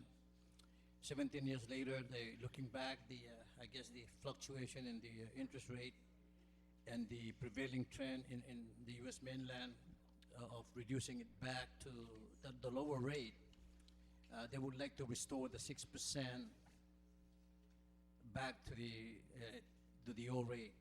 The 6% is consistent with the 6% now charged for late, late payment on any court civil litigation judgment. That's the standard rate now that's being applied. And because of the recognition, they're saying that the 6% adjustment downward on an arrear and child support is acceptable. It's pointed out that 18 jurisdictions or states in the mainland right now do not even impose an interest rate on arrears and child support. And again, at their request, they would like to adjust back to 6% based on, on their record and experience. Okay, on the Palacios Amendment, Senator Pangilinan? Thank you very much, Mr. Chair. Mr. Chair, I have no objection to it. I was just kind of wondering if there was a way we could structure the amendment that would kind of self-adjust, as inflation adjusts, if we wanted to, and that's just really for consideration. Yeah, we may want to peg it to something and so forth, but I guess 12 was good enough for 17 years. Maybe 6 will be good enough for 18 years. But usually in these kind of situations, and where they're usually pegged to a floating rate, to a prime plus or Libro rates or whatever. But I think 6 will do us good for a long time. But just for future consideration, maybe peg it to something that won't have a need for them to come back here and adjust it up or down depending on where the interest rates are and so forth. So, but I support the amendment. Okay, thank you very much, Senator Pangilinan. If there's no other comment, no objection to the amendment, amendment carries. Senator Palacios. Thank you, Mr. Chairman. My second amendment, Mr. Chairman, is pretty simple on the clothing allowance for uniform positions. And right now, of course, we know that we appropriate monies which include, of course, the provision for clothing allowance. And my experience, and you have to have been, of course, in the rank and file to know what it means to have, of course, adequate and timely supply of uniform. And so this amendment only proposed to give out or provide either the uniform or the monetary allowance to pay for the uniform during the first quarter of fiscal year, and not at the end of the end of the fiscal year. And the $350 set, right now there's no set in any agency to each his own. For example, the parks rangers, they're only getting $200. And all of these uniform positions work at least 40 hours a week, if not 48 or 50. The courts, because they're okay with their finances, the marshals are getting $450. The police, when I was there 20 years ago, they're giving $300. Until now, they're still giving $300. The Department of Agriculture, I guess the enforcement part there, I understand they're getting $250. So you see the inconsistency. So my own calculation, based on all this, I figured that the $350 is at least the minimum, and I guess any agency can give $400 or $450. So that's the only difference between the current practice and this, is to set a minimum of $350, and then give this allowance or provide the uniform if you have to during the first quarter of the fiscal year, at the onset of the fiscal year. And this is the proposal. Okay, thank you very much, Senator Palacios. Senator Shimizu on the Palacios Amendment. Thank you, Mr. Chair. I rise to support this amendment. I just wanted to make sure that as of today, if it says all uniform personnel as defined in subsection P, Chapter 8, Title 4 Guam Code annotated, if they're not in the this chapter as passed now, because I don't know what are all the lists. Is it all uniform? It could be police officer, rangers, sergeant at arms at the legislature, we have our own. Where's your uniform? But I wanted to ask, basically the question is that I want to make sure that if later on there's a group that's not on that list, but the agency requires it, that they would be be covered by it. Sure. Would the senator offering the amendment carry? You have a question then for the senator who No, offered? just, Oh. it's a general comments. okay. I was hoping too that since our fine sergeant at arms and there are people here, you know, if we do require it in future, that, you know, we might want to consider also according them that same uniform stipend. Thank you. Thank you very much, Senator Shima. Senator Wonpat? Thank you, Mr. Chairman. You know, I have actually the same concern. Of course, I'm unable to pull out that particular chapter because when you say all uniform personnel versus uniform personnel who are in enforcement, you know, or a regulatory agency, because there are other departments and agencies I know that have actually done that, is to try to have a certain uniform on a specific day or whatever, and we just want to make sure that not every department and agency are now going to start to do it, but this actually, if it addresses enforcement officers, then, but I don't know if that's the correct language where it says all uniform personnel, and I don't know maybe if one of the other our law We have so enforcement many officers former can policemen answer. here. Take your Yeah. pick. But not just What- for GPD. what- Now I want to sure. make sure that it's for all uniform personnel. Senator Tenorio raised his hand. I think he has an hand. Would you care to have him yield the mic? Please, Senator Tenorio. Thank you. Yeah, I don't want to talk about the sergeant at arms because I'm not sure what they look like with a flak jacket and a bulletproof vest and shoulder pads. But law enforcement and public safety personnel is the reference here. And so, consistent with the sentiments of the mover, I assume, I'd like to insert the words law enforcement and public safety after the first word all. So it will read all law enforcement and public safety uniform personnel as defined in this subsection, Chapter 8, Title 4. All law GCA. enforcement and Public safety, because you don't just deal with the marshals, you also deal with police, you deal with corrections, you deal with fire, all of those individuals who receive uniform allowances. By the way, I thought it was yielding to a question. Senator, I'm going to take the amendment, but first, before that, Senator Wonpat, you still have the microphone? I'm sorry. So sorry, Senator Tenorio. I'm gonna go back to Senator Wonpat and allow you to finish, and then I can go to Senator Tenorio next. Senator Wonpat. Thank you, Mr. Chairman. The only other, of course, question now here that I'm also concerned, because I know that the author of this amendment basically said that each department agency may have a certain amount, and so would this in any way affect their budget? Let's say if maybe, is there a department that we know of that actually don't provide you know, money or the uniforms themselves? I just want to make sure that the same thing again, just trying to stay again within the rule, that because this is going to be, it's going to go up for some departments. We've got a $200 allotment for Parks and Rec rangers. We got $250 for Department of Agriculture, I guess, rangers or enforcement officers, and then GPD is at $300. But now this is going to go up to $350. So I don't know who will be able to answer that question. And the last thing, of course, is that I definitely would agree, and I like it clarified that rather than just all uniform personnel, that we actually specify law enforcement and public safety officers. Thank you. Okay, thank you very much, Senator Wonpat. Senator Tenorio, you had the microphone next. Yeah, thank you. Let me go ahead and move the amendment, and then we'll Okay, go on to the discussion. So the amendment is to insert, that is, the words law enforcement and public safety after the first word all. Okay, so Senator Tenorio has an amendment to the amendment where after all, you insert law enforcement and public safety and then to uniformed. Okay? On the amendment to the amendment, if there's no objection, amendment to the amendment carries. On the main amendment as amended, Senator Yep. Tenorio, you still have the microphone. It's interesting. This unifies or creates a uniform allowance, and I think that's probably appropriate in most cases.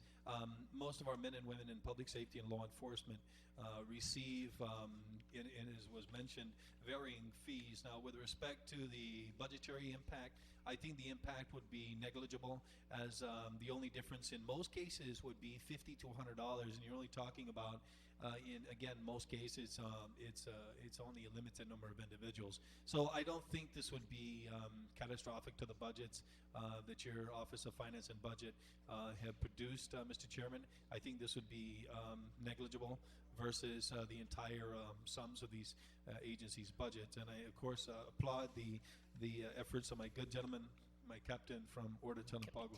Thank you. Thank you very much, Senator Tenorio.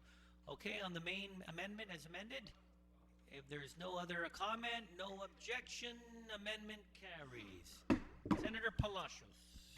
Thank you, Mr. Chairman. Mr. Chairman, the third amendment actually is a version of Bill 56, which was heard on March 16 and received unanimous support both from Department of Administration, Mass Transit Authority, SEDARS of the University of Guam, and of course the providers of the public transportation system. And this has to do with include a provision in a bid package and the awarding of the outsourcing of the public transportation to include training of the dispatchers and the drivers of the buses. I have the honor to serve as an alternate member from the Committee on Transportation on the grievance committee of the Public Transportation Committee for grievance review. And a majority of the complaint of the riders is discourtesy treatment, maybe lack of knowledge of direction or location by the drivers, inconsistency of drivers, I guess, information given to the bottom line is that these drivers and dispatchers need to know the location, the I guess the landmark of the areas, so that they can be more assistive to the riders.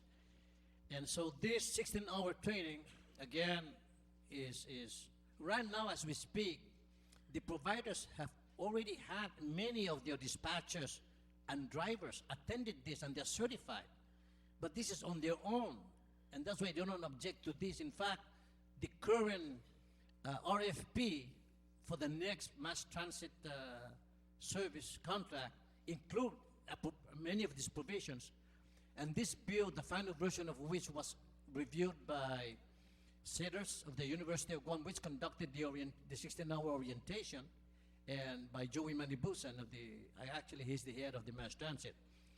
And again, this bill, this is a version of Bill 56, which was already heard, and I feel that perhaps this is very timely to just include this. It's already contained in the RFP, and it's a good start. It's a minimum 16 hours, and both providers right now of the service support this in the testimony. Okay, thank you very much, Senator Palacios. On the Palacios Amendment, Senator Juan Pat. Thank you, Mr. Chairman. Mr. Chairman, I think that this is a good thing, but I was quickly trying to read it to see specifically what would some of the training may be in, because my concern here, and many individuals have come to my office, and these are primarily passengers with disabilities, and they have basically complained that sometimes the drivers were very inconsiderate, and they just don't take care of them or bypass them and don't meet their schedules and all that. But I don't know exactly where I should put that, but I just want to make sure that that they do understand that part of the training then should, other than just passenger assistance type things, but just basic stuff in terms of assisting persons with a disability or with disabilities.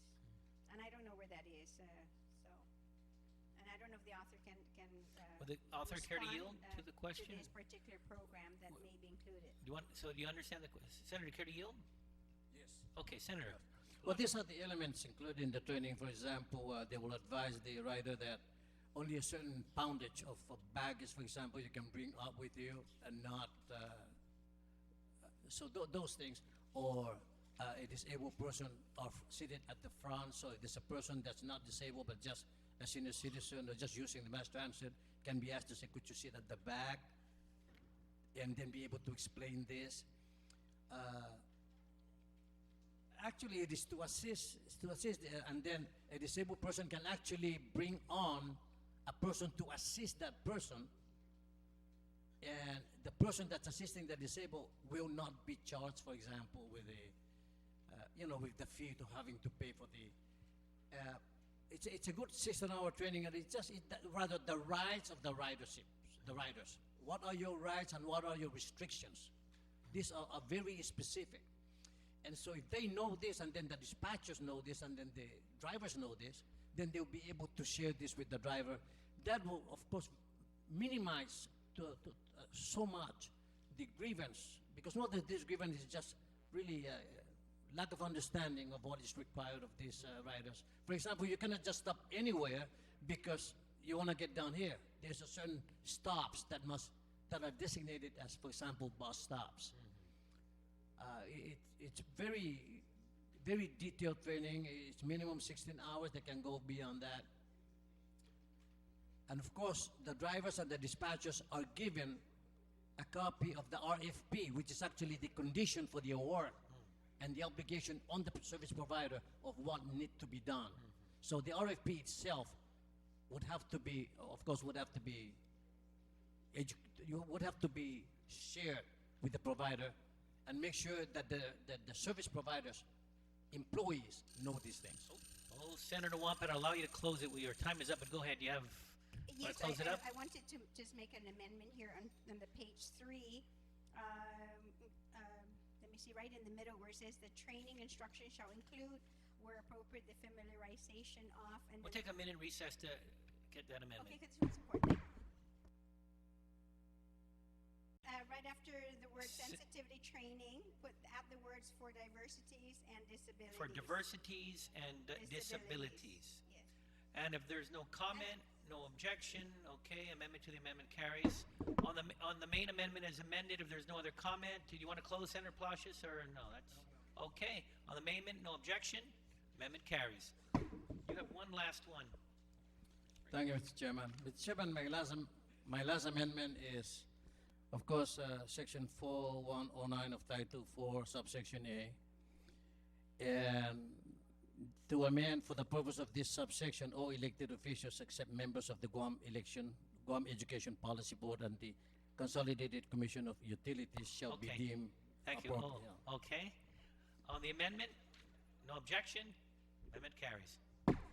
Thank you, Mr. Okay, Chairman. we've dispensed Senator Palacios' amendment. Senator Shimizu, I think. Let's call a 1-minute recess here. Amendments? Yes, thank you. I think I have about 4 fairly simple, straightforward. The first one, it has to do with the radiation therapy and treatment machine. I'll give a second to each of my colleagues to look at. Basically, this is to add a new section to Chapter 6 to read. Repeal Section 10B of Part 4 of Chapter 2 of Public Law 28-150 as amended by Section 30 of Chapter 6 Public Law 2902. If you will recall, I'm repealing that entirely. Why are we doing that? Because in a section later on, we're going to put that into the tobacco bond versus that of the general fund. But it still has a lockbox. So it just changes the source of funding, Mr. Speaker. Okay, thank you. Again, if there's no comment, no objection, amendment carries. Senator Thank you. Shimizu. Thank you very much.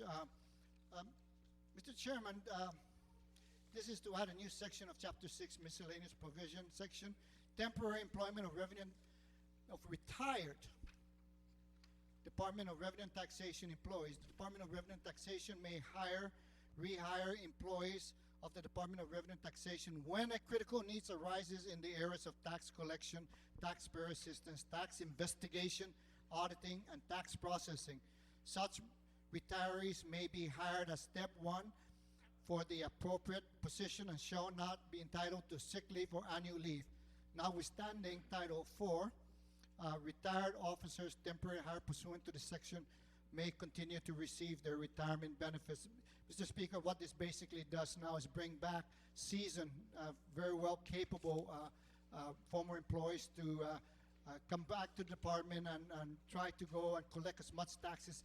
And more importantly, is really to assess the taxes so that we don't lose them after 3 years. Thank you. Okay, Mr. thank you Chairman. very much, Senator Shimizu. No comment? Oh, Senator Pangilinan. Yeah, I just, while reading this, I don't notice if there's any, for example, time limit to that temporary employment. For example, when teachers, we kind of employ them at the beginning of the school year and at the end of the school year, and then everyone gets released, and then they're rehired based upon need. So I was wondering if the good author may want to consider putting in a term for this employment, 4 months, 6 months, 8 months, 1 year, and then has to be reevaluated for renewal, because we just don't want to kind of close the door on hiring new people, bringing them on board, training them, putting into the merit system, and so forth. I think the problem he's trying to cure with this is exactly sometimes could be created by doing this, in which we don't bring in enough new people on a permanent basis because we have the retired people doing the jobs and so forth. So I just wanted to see if there might want to be consideration for that, but I support the amendment. Okay, thank you, Senator Pangilinan. Senator Espaldon? Thank you, Mr. Chair. Again, I don't, in principle, I don't really have anything against this amendment. My only thought is,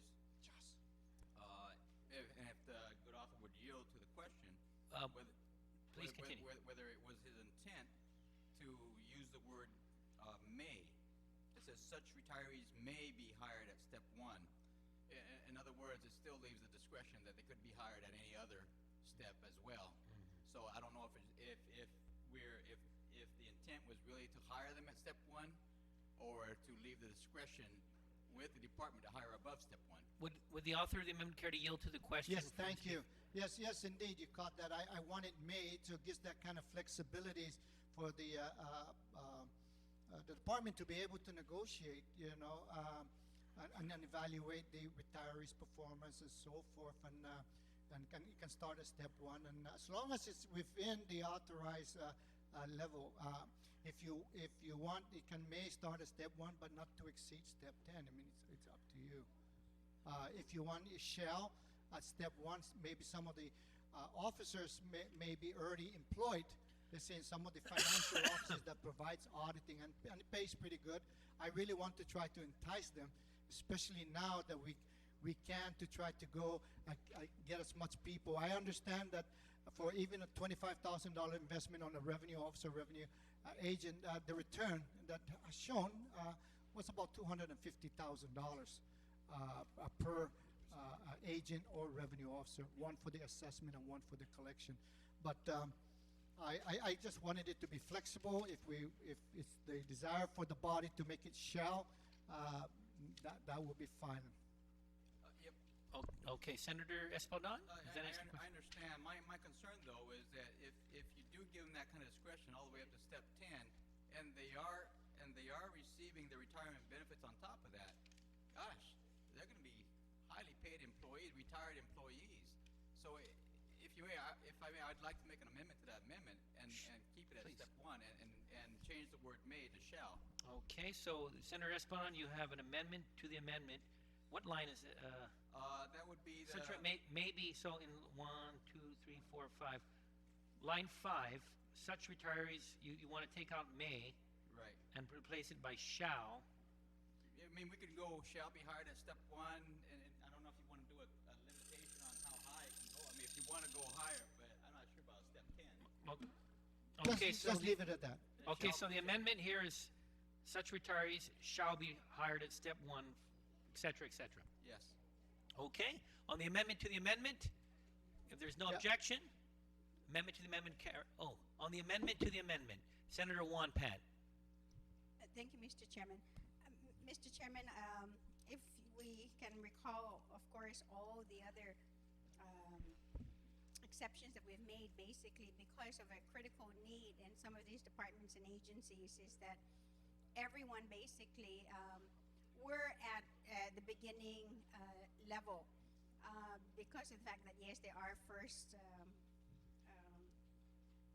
they're receiving not just a retirement, but they are coming back again to assist the department.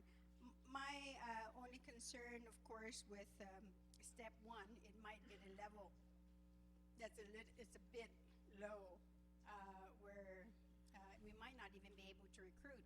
Because I know that, for example, in the Department of Education, if we're going to hire back some of these teachers, it would be teacher one, of course, step 4. So, and I know we can't do this, can't amend an amendment to, again, so, but I think in this case, rather than just leaving it at step 1, I think that maybe we need to really reconsider step 1, because I don't know what the salary is, what the entry level is, and I just don't even think this will have any effect in terms of trying to recruit these individuals, because we just did one for custom officers, and we said custom officers 3 and below. I'm wondering whether, I mean, of course, since I can't amend, but Sure. I'm just discussing Actually, it. Senator, just again recommend you have not been called on. You have not raised your hand on the main amendment, so we could dispose of this amendment to the amendment. We could still go back to the main amendment, and you have not raised your hand, Oh, okay, and have well, not been acknowledged. Thank you, I appreciate So again, on the amendment to the amendment, Senator Respicio. But it would be, thank you, Mr. Speaker, but it would be proper to discuss on whether or not the may shall be or amended to shall, right? We are in an amendment to the amendment where you're replacing may with shall. Yeah, and so, thank you, Mr. Speaker. I rise in opposition, and I'd ask if the sponsor would reconsider the comments of the retiring speaker, are comments that are thoughts I was thinking about myself, that this government has about $100 to $120 million worth of outstanding tax delinquencies, and I think this is a great step to trying to go after monies that's owed to the government. We have other provisions to also address this critical need of revenue tax, but for the meantime, what the mover is trying to do of the main amendment is to give the Department of Revenue and Taxation the flexibility to go seek these retired revenue agents and bring them back on a contractual basis. I'm not sure if step 1 would be enticing enough for them to come out of retirement, or what if they're already working for private attorneys. I don't think that limiting it to step 1 would entice them to come and accept these kinds of contractual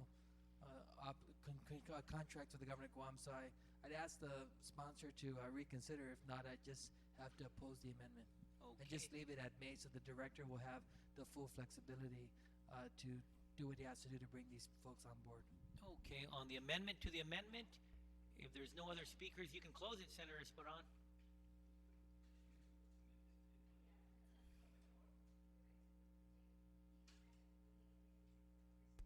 Mr. Chairman, based on what's been said, I will withdraw the amendment to the amendment at this point in time. Okay, and if there's no objection, okay, the amendment to the amendment has been withdrawn. I don't have any other we've had the next, oh no, is there any other speakers? Senator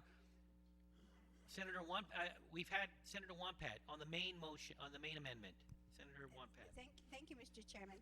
And I appreciate, of course, the previous author, the amender, to withdraw the shall to may, because what I would really like to do is to give the director that flexibility to hire individuals, basically, because depending on what it is, if they're specialists and you want to hire them at a higher position, but I surely feel the same way that it shouldn't really be up to step 10.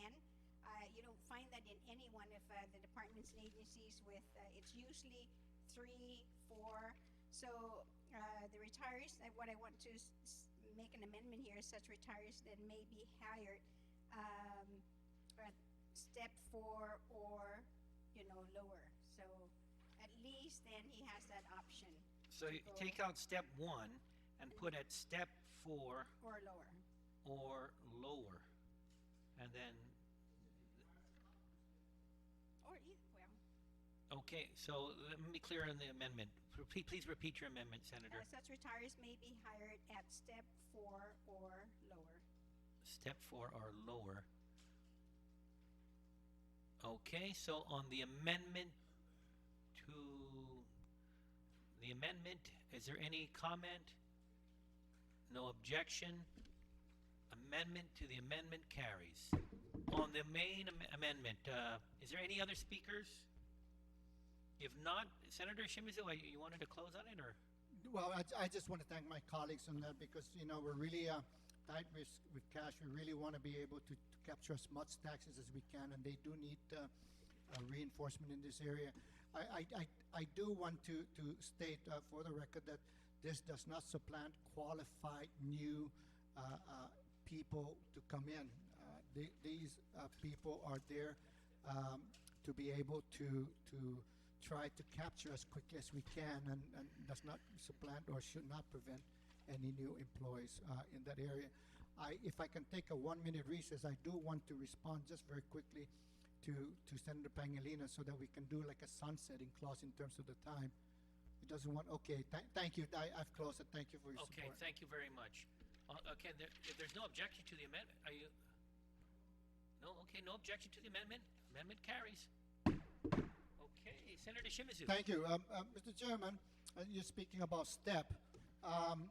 This amendment adds a new section to Chapter 6, miscellaneous provision as follows. A new section 6205.1 is added to Chapter 6, Guam Code annotated as follows. No above step recruitment, compensation above step 10. Notwithstanding any other provisions of law or any past classification, opinion, or action taken by the Civil Service Commission or other authorized agency or department, no agency, department, or any entity of the government shall authorize compensation above step 10 for any initial appointment or hire or recruitment in the government of Guam. This section shall not be applicable to the positions of the governor's office, lieutenant governor, Guam State Clearinghouse, and the legislature in any department or agency whose governing board has been delegated exclusive authority over compensation or those positions that have been specifically exempted by law. B, notwithstanding any other provisions of law, compensation levels assigned to unclassified employees hired prior to the enactment of this section shall be adjusted appropriately and accordingly by the Director of Administration. Failure to comply with this section shall result in the appropriation of the total amount of payments made over and beyond this legal authority from the budget of the department or agency committing the violation. I move that this new section be added. Okay. On the amendment by Senator Shimizu, if there's no objection, amendment carries. Senator Shimizu. Thank you, Chairman. Thank you very much. Mr. Chairman, this next amendment is to add a new section, Chapter 6, miscellaneous provision as follows. Village capital improvement projects of the amounts appropriated to the Department of Public Works in Section 1G of Chapter 5, Part 1 of this Act, the sum of $1,482,000 shall be transferred to the Mayor's Council of Guam for fiscal year 2008 for the following. 1, the construction and/or maintenance of village parks, public restrooms, and recreational facilities under the jurisdictions of the mayor. Administering contracts for public, secondary, and tertiary road construction, repair, and/or pavement. The renovation, general minor repairs, maintenance, and security of the village public building being used to house the mayor's office and the community center in their respective districts. General minor repair and maintenance work include, but is not necessarily limited to the cleaning, painting, plumbing, or electrical work, and 4, maintenance of drainage facilities, junk vehicles, and/or white goods collection, the installation and/or maintenance of street signs, and the repair or replacement of public street lights. The Mayor's Council shall ensure that the implementation of this project, the expenditures of funds are in accordance with the Government of Guam procurement laws, procurement rules and regulation, and the procurement laws, rules, and regulation applicable to the Mayor's Council of Guam. Thank you, Mr. Chair. That's my motion.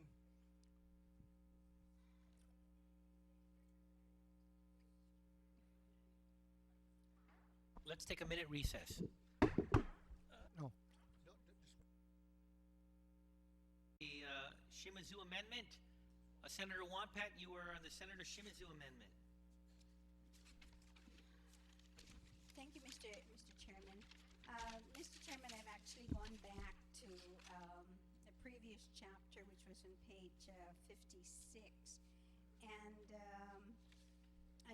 three of the items at least that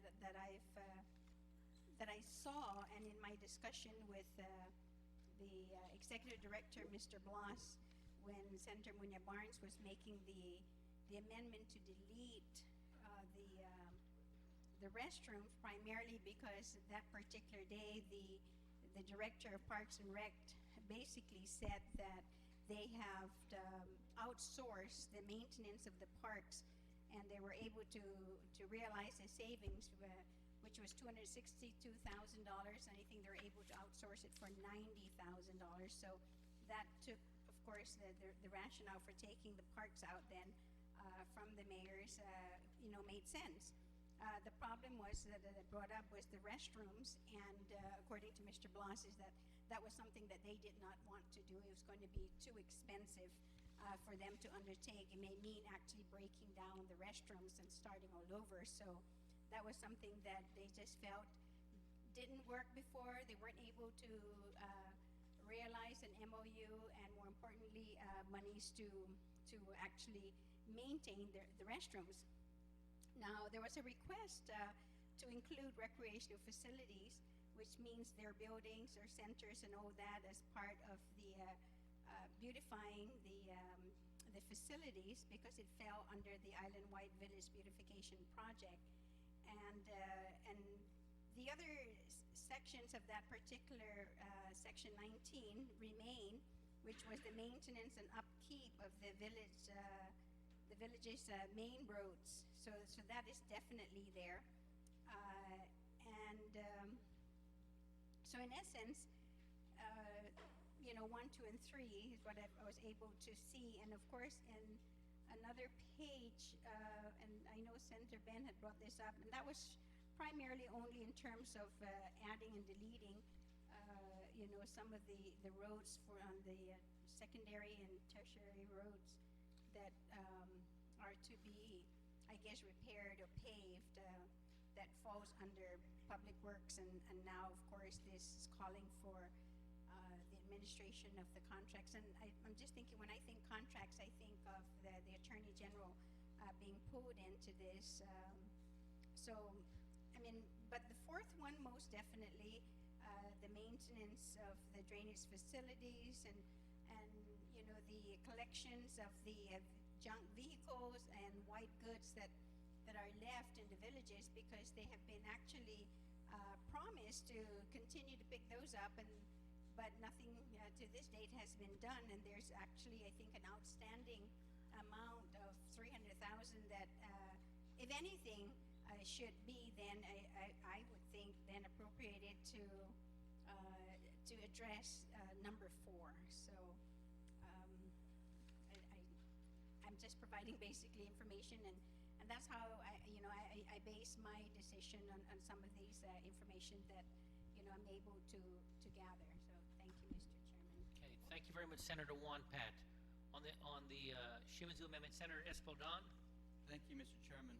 Mr. Chairman, I understand the frustration that Senator Shimazu is trying to get across in terms of behalf of perhaps some of the shortcomings over at Public Works at this point in time. However, that being said, that doesn't take away from the fact that the department still has the mandate over 5 very critical areas. One of them being, first of all, school buses. And when we have the solid waste situation, then we have highways and roadways. We have building inspections. We have, engineering. We have so many other capital improvement projects that Department of Public Works is responsible for. Now, even with their shortcomings, the way to correct it is not to cripple them. The way to correct it, I think, is a management issue right now at this point in time. You take away, this amount that the good senator is trying to divert over to the mayor's office, and again, it is basically taking away essentially 10% of their budget at a point in time when infrastructure on this island needs to start ramping up, and we need to make sure that this money gets to the appropriate places. Yes, we are having difficulties. One of the difficulties in terms of getting the road projects out there is because of the lack of engineers and whatnot. Now, again, and we did provide earlier in the bill that DPW will be given the authority to temporarily hire on contract some engineers to help them with these road projects. Now, what good would that do, giving them that authority, when you take away the money to pay for these engineers? And then the other thing you might want to consider is that if they're in charge, for example, of school busing. Now, if something happens, if buses can't get repaired and we can't get our students to schools, which agency is going to be the one to come under scrutiny, to come under fire? It's going to be DPW. And of course, their first words out of their mouth is going to be, "Well, I didn't have the money." So I don't think this is the right amendment to address the solutions at the mayor's level. And I respect the mayors and all that they do, but I also have to give, side with the Department of Public Works because they have such a broad mandate to take care of so many different areas that concern the whole island. And so I have to object to this amendment. Okay. Thank you very much, Senator Espadon. On the amendment, Senator Tenorio? Thank you, Mr. Chairman. Mr. Chairman, I echo the sentiments of the previous speaker. I do understand the needs of the mayors, and really the needs of the mayor is the mayor needs for all of our island. I mean, whether you're going from Jotna to Jigo or Bergara to Agatna, you have basically the same needs, and DPW has to fulfill its mission and its mandate. Your office, with its wisdom, decided how much money would be going to each agency, and the Department of Public Works, this sum would be a significant blow to their operations. And we all know that the needs of the mayors are clear. We need to make sure that they have the adequacy of support, but we can't, in giving to one, deprive of the other, especially with the fundamental needs that the Department of Public Works needs to meet every single day. We've seen recent reports on a couple of different occasions where the trash hasn't been picked up because they haven't been able to get the parts and they haven't been able to do the repairs of the trucks. The needs of the Department of Public Works, we're not pitting one against the other. They're both the mayors as well as DPW have to be met, and I don't know that this is the way to resolve this. As a matter of fact, I feel the same sense of objection as the retiring speaker. So I really have some concerns with this amendment, and I appreciate the sentiments of the gentleman from Malolo in introducing it, but I don't believe that this is the way to resolve it. I think that the Department of Public Works has a mandate. We can't ask them to do the work without giving them the funds, and this is going to compromise the ability of already a strapped agency to do what they're required to do. Thank you, Mr. Chair. Okay, thank you very much, Senator Tenorio. Again, on the Shimizu amendment, Senator Respicio? Thank you very much, Mr. Speaker. Mr. Speaker, the previous speakers are suggesting that this would be a duplication of effort, and the appropriation that we're redirecting from Public Works to the various mayors really is an exercise to see whether or not we want to empower our mayors. And right now, with all the various responsibilities that the Department of Public Works has, we are hearing that our mayors are not getting the necessary resources that they need to take care of various projects in their community. One example, as the senator from Malolo said, is the ongoing removal of the island-wide abandoned vehicle, white goods, tires, batteries program that the Department of Public Works already issued a bid number. However, the funding source is supposed to come from the Recycling Revolving Fund, which none of those monies have been collected because Public Works failed to promulgate rules and regs. And so, based on the comments of the senator from Malolo, if this amendment does not pass, which I hope it does, then I hope that we have an opportunity then to consider reducing this amount to at least $300,000 and providing a specific appropriation to fund that current project so that we can continue to see, or rather they're not doing that now because there's no funding, but if they fund this island-wide beautification program, we could continue to see the removal of all these abandoned vehicles and white goods. So I'd offer that for the legislature's consideration. But I do support the amendment. Okay, thank you very much, Senator Respicio. If there are no other speakers on the Shimizu amendment, you care to close? Sure. Oh, for sure. Senator Shimizu. First of all, I want to thank my colleagues, for saying that this may not be the vehicle to get village capital improvements. But I want to hear what is the vehicle then to get the monies, not to the mayor, but to the villagers, to be able to get the resources so that the villagers can be able to benefit. I want to decentralize and spread this out to the villages. We all know that it's a rainy season, and I tell you, on the last session days, I did put in an amendment. Some people said it was not germane. It had to do with bus stops.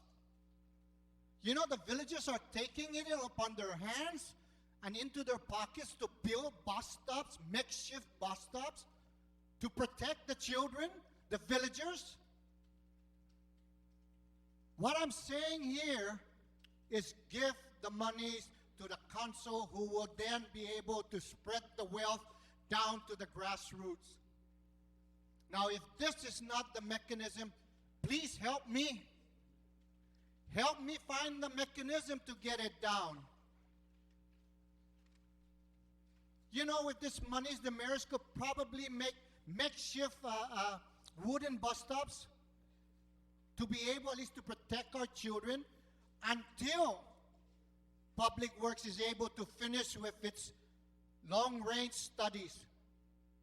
By the time we get done with that, those kids will probably have already graduated with their doctorate before we even get in. You know, while some of the things that can be done at the village may look like it's petty because it's decentralized, but you know, to those villagers, that is very important to them. You know, the village takes pride. When we see graffitis, the mayor can go right in there and respond to it very quickly. Or when the urinals are all broken and some they don't have the money, they can go in there and respond to the needs of the people. They can go down to Inarahan Pool and see that Inarahan Pool, which a lot of our tourists go in there. But we have to walk on gravel as a result of pangsangwa. Maladza Seya. Give me the answers. Give me the answers, because right now, yes, we are the taxpayers, and if we're not satisfied with it, then we need to do something. We cannot just continue to do the same old, same old. And I put together a village capital improvement project. He didn't say the mayor. So thank you, Mr. Chairman, because my bell is ringing, and I hope that my colleagues will provide an amendment to make this thing happen. Okay, thank you very much, Senator Shimizu. There was an objection to the amendment, so I need a show of hands. Those in favor of the amendment, please raise your hands. One. Sir, when we have the call of the House, do we have enough here? As a quorum? One, two, three, four, five, six, please seven. Please raise your hands. One, two, three, four. For the amendment. I'm sorry, the amendment fails. What was the vote again? 5-2. Senator, you still have the microphone. Yes, thank you very Your much. next amendment. Yeah, I still have one more. You have a lot? You have a couple more. Do I have a couple more? I think only one more, right, ladies? Oh. Thank you very much. Mr. Chairman, the next amendment that I'd like to do is Section 8 of Public Law 2903 is amended to read Section 8, Appropriation for the Department of Revenue and Taxation Computer Systems Upgrade and Integration. The sum of $1,261,000 is hereby appropriated from the general fund. Please note, can you put a 1? It's not only 261. It should be 1,200,000. Yes, be 1 million. But the whole amendment here is that the funds appropriated, underlined, herein shall be available to the Department of Revenue and Taxation beginning fiscal year 2007 and shall remain available to the department until fully expended. Okay. Thank you very much, Senator Shimizu. On the Shimizu amendment, Senator Tenorio? Thank you, Mr. Chairman. Mr. Chairman, I support my colleague on this, and I think this is long overdue, and I appreciate the movers' sentiments here. We need to make sure that this system gets done, and the expiration of the fiscal year should not be the expiration of the appropriation. So I commend the mover of this amendment, and I support him.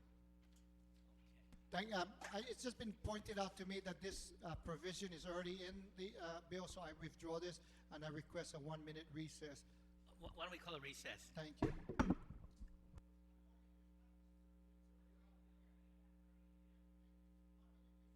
And I do have one more amendment. Okay, It's being actually, copied so right now, so. can withdraw the amendment? I'm withdrawing this amendment because it's already in, and I Okay. call for 1 minute. No recess. objection. And then Thank you you. want to have a minute recess? 1 minute, they're copying one more. You have one more final amendment? Yes, one more and final. Okay, 1 minute recess. Mr. Chairman, first of all, I hope that the public will be able to catch a delayed showing of the session, because I understand the cable was out.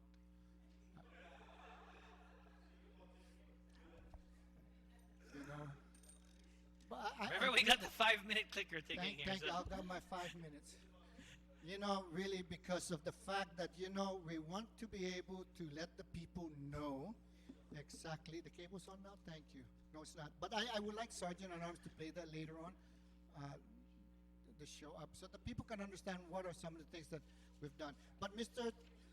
Chairman, I'd like to add a new section, and this is another way of getting things into the village.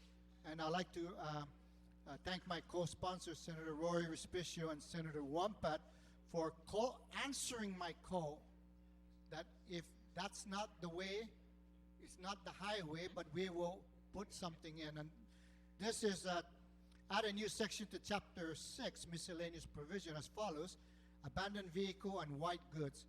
From the amount appropriated to the Department of Public Works in Section 1G, Chapter 5, Part 1 of this Act, the sum of $300,000 shall be used to pay current obligation of the Department of Public Works arising from the ongoing island-wide collections and off-island disposal of abandoned vehicles, white goods, tires, batteries, pursuant to the GSA bid number 38-05.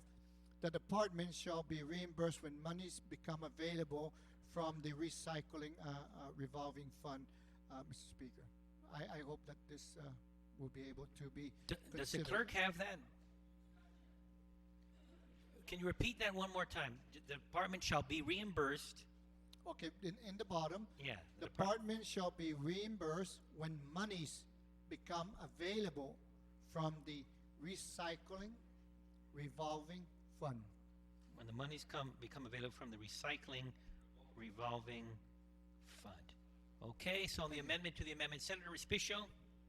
Thank you, Mr. Chairman. I know the televisions aren't on, but I'd like to just state for the record that this amendment represents a good compromise, and I want to thank the Oversight Chairman for Public Works and the Senator from GIGO, because initially they felt that taking another $300,000 from DPW would exacerbate the current problems that that agency has to tend to and the lack of these resources that will arise. But the compromise here is that if at such time the recycling revolving fund has monies deposited into it, when the legislature finally adopts their rules and regs, all the monies deposited into this recycling revolving fund will be reimbursed to Public Works. So the key here is getting this money to satisfy this GSA bid number, so that the important work of removing all these abandoned vehicles, white goods and tires and batteries from the island can continue. So I rise in full support of this amendment. Thank you. Okay, thank you very much, Senator Respicio. Senator Tenorio, Just real briefly, I on also the want amendment to the amendment. applaud the collaborative efforts between all of our colleagues in making this possible. I do also stand in support of this and appreciate the sentiments again on the movers' part. Thank you. Okay, thank you very much, Senator Tenorio. So on the amendment to the amendment, no objection. Amendment to the amendment carries. On the main amendment, as amended, no objection. Amendment carries. We are finished with Senator Shimizu. The next, let's take a 1 minute okay, let's take a 1 minute recess so I can get the paper.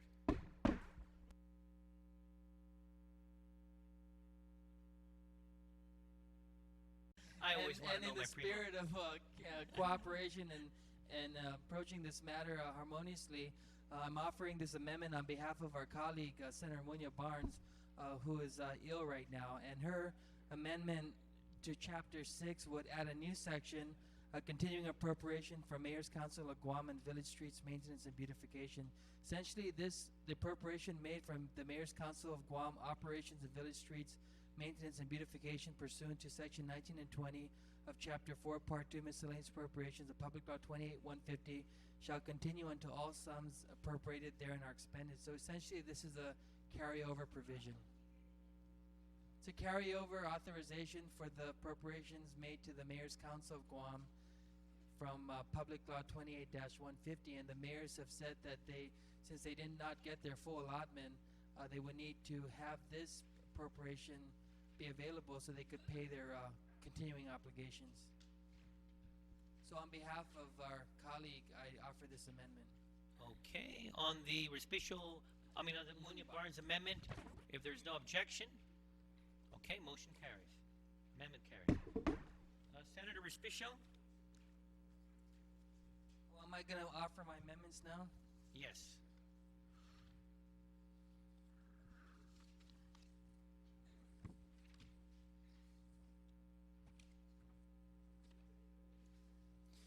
Mr. Chairman, this first amendment is something that several of us have been attempting to do for quite some time now.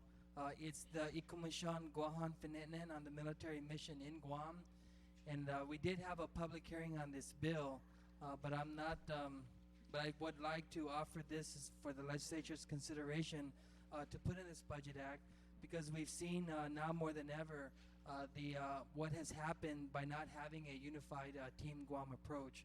Right now, the governor is in Japan trying to meet with the prime minister who's been changed, and so we just need to be better coordinated in the kind of message we're sending to the federal government, particularly members of Congress, in how our island can prepare for this massive military mission here in Guam. And if you recall, Congresswoman Christensen said that right now Guam's voice is not as loud as it should be, and she said we should lean toward a unified approach. And I've been trying to do this for maybe some 4 or 5 years now, and this bill takes into consideration the concerns expressed at the public hearing. It totally changes the face of this commission. Originally, it was Guam support for the military buildup, but after hearing from our residents, it made better sense to call it Ikumishan Guahan Finen, and so we always put Guam first. And also in the bill, we would have on page 3 certain goals and purposes of Ikumishan, and this also takes into consideration some of the things that Senator Guthers has been saying, and I want to publicly say I appreciate her using her column to advance this idea. The ideas of political status, return of ancestral lands, Chamorro self-determination, cleanup of environmental hazards, investigation of serious health problems possibly related to federal activity, immigration policies and controls, Section 30 and compact impact funding, mass transit and public transportation, utilities and telecommunications, public education, public health, public safety and homeland security, protecting the environment, economic development, and war reparations. And so if any members of this legislature have any questions, I'd be more than happy to answer. But the genesis of this really is to put the executive, legislative, the mayors, the youth, every single stakeholder, to include a member from Sean Chamorro, the Consolidated Commission on Utilities, the Adjutant General of the Guam National Guard. The makeup of this commission is on page 2. And I think it's high time that this legislature see this as an opportunity to establish this commission so that whenever high-ranking military officials come here, we no longer have to complain that they didn't meet with us. And that's because there's no current structure, Mr. Chairman, in how we present ourselves to the federal government, to the Congress, and to the high brass ranking military officials. So I offer this amendment, this floor amendment, for your consideration. Okay, Senator Attorney, here for a minute recess? Okay, thank you. 1 minute recess.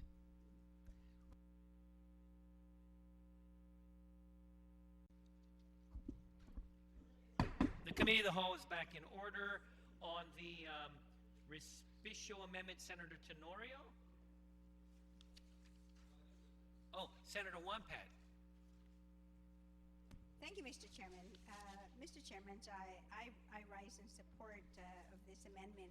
The one thing that we've heard once the word has gotten out that there was going to be a relocation of 8,000 members of the armed services, the Marines and their families, but more importantly, of course, now we're talking about laborers and on other businesses that are going to be here, which is going to bring the population up to close to 50,000 above what we have. And the biggest concern here is that while all these is going on, people, the non-government individuals basically were not included. And I think that through this commission, we would really have an equal footing here, because the complaint has always been is that why is it that the Chamber of Commerce always seem to be in the forefront, and everyone else are out, and like for example the Chamorro Rights organization, but more importantly the general public. So I think by doing this is that you get these 3 members who be appointed by the governor, actually kind of levels the playing field, because I know that it is loaded, in particular with the other government entities that are going to be here. The Economic Development and Commerce Authority is critical to this, because definitely there will be some economic impact.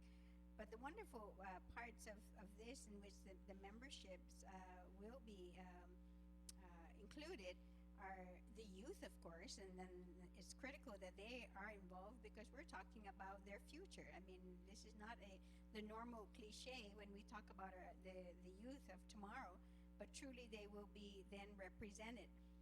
Another group for years and generations past somehow, because we always say that this is a man's world, that there will be actually a member also from Fuetsan from Malawan, who've basically started all this dialogue to take place and awareness. So I credit Fuetsan from Malawan for doing that, and I'm glad that they too would have a representative in this particular commission.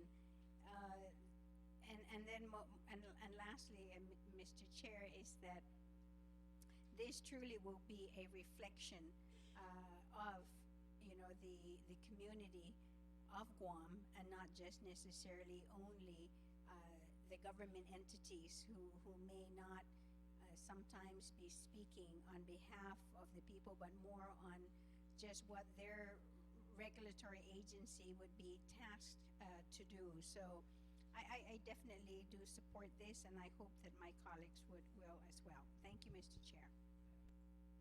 Thank you very much, Senator Wampat. Did you raise your hand, Senator Palacios? Okay, so if there's no other speakers on the bill, Senator Gutherts.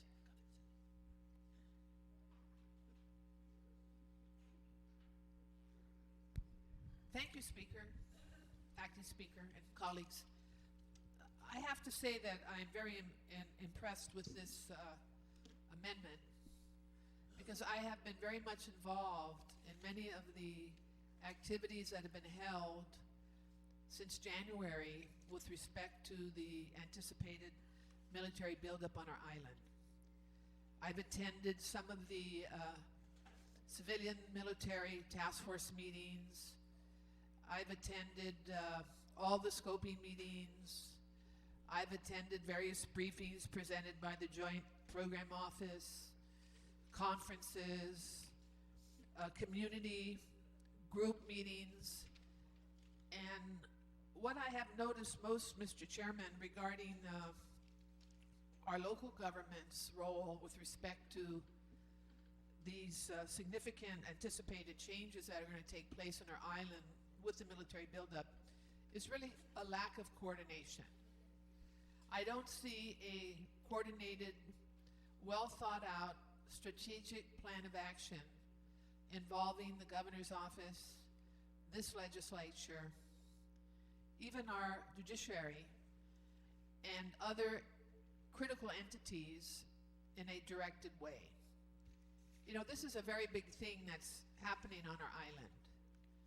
And the most important role that we have is to ensure that Guam is ready for this move and that we don't get the short end of the stick because of this move.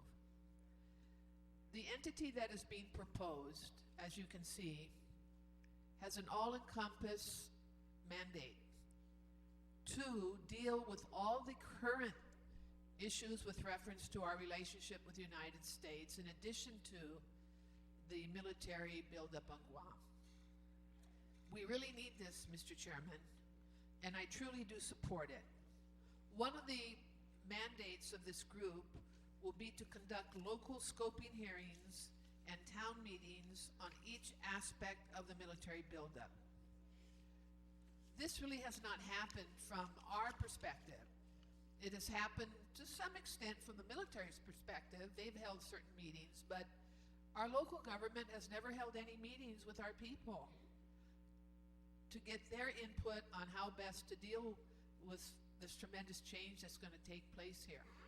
And this would be one of the responsibilities of this organization when formed. So I ask my colleagues to keep in mind that the Civilian Military Task Force has about 100 members. It's very unwieldy. Most of the communication is one way, and it doesn't have any authority to discuss or negotiate or represent the people of Guam in dealing with the White House or the Congress.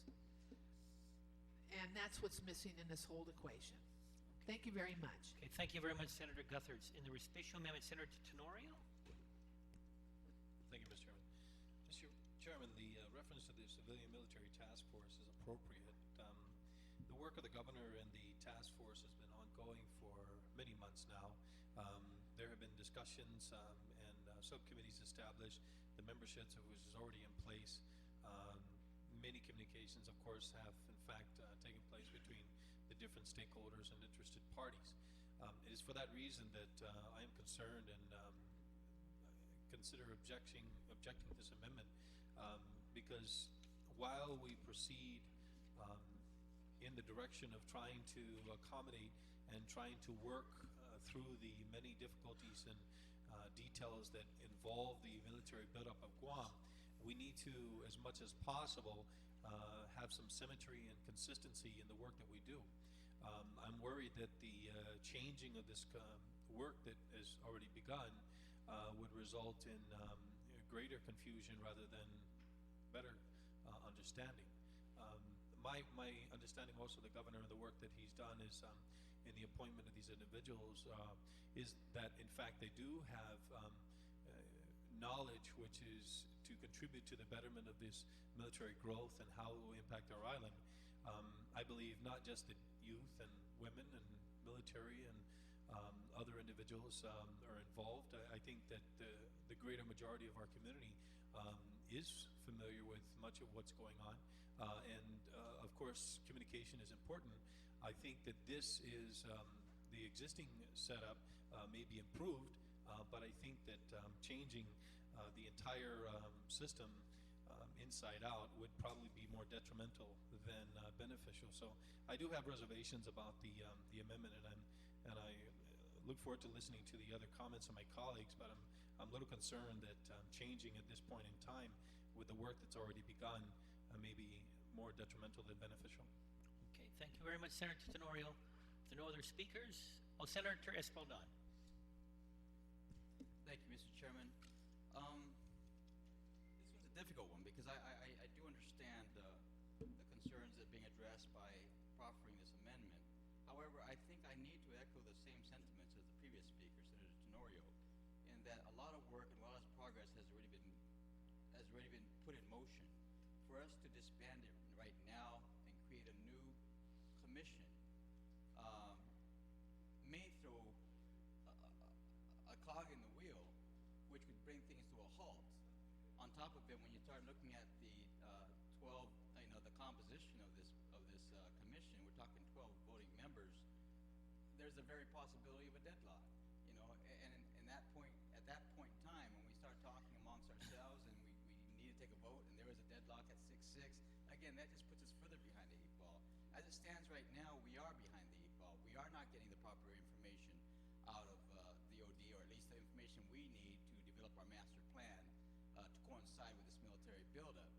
This doesn't ensure or guarantee that it will move anything further forward along those lines. So I would be very careful as I consider this of whether this would be an improvement in our position as we stand right now, or whether it may set us back as we go forward. Thank you, Mr. Chairman. Okay, thank you very much, Senator Espadon. Senator Pangilinan? Thank you very much, Mr. Speaker. Mr. Speaker, I rise in support of the amendment, and for one very simple reason. I think if we are going to consolidate the voice of Guam, it has to come from what I would characterize as the voices of Guam, and the identified individuals that are going to be members of this have, I believe, not only the authority, but certainly the responsibility to articulate public policy with regards to the relationship that we will build with the military and the expansion plans that they have. We have voices out there now that are kind of singing different tunes, and all of them are dependent upon or echo, the tune of money. That's it. And I think the balance has to come for people. And I'm hoping that with the legislative intent, with the tasks that are identified, with the concerns that are identified, that money will not be the overwhelming factor in consideration, that all the money in the world is never going to pay for the cleaning up of our environment once we pollute the aquifer. All the money in the world is not going to bring us a quality of life that we will lose if we don't take care of our environment. And the concerns that have come about, I think, from the voices that are echoing the sentiments of this community, in my opinion, haven't focused on what I believe this commission is going to be tasked with focusing and gathering and so forth. And so I do want to support this commission. I support the intent, and I support the timing even. I think if we wait any longer, we're going to go down a path that is going to be even more difficult to change. I don't see that they are going to be different in the objectives.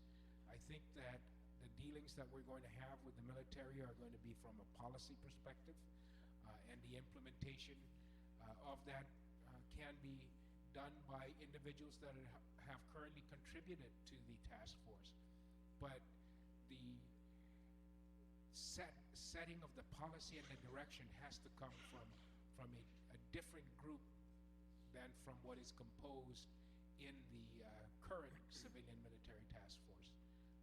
And with the governor heading this commission, with participation from members of our community, with participation from this legislative body, I think that we can have the opportunity here to coalesce those voices into a single voice for Guam that will advocate for Guam's interests first. And so,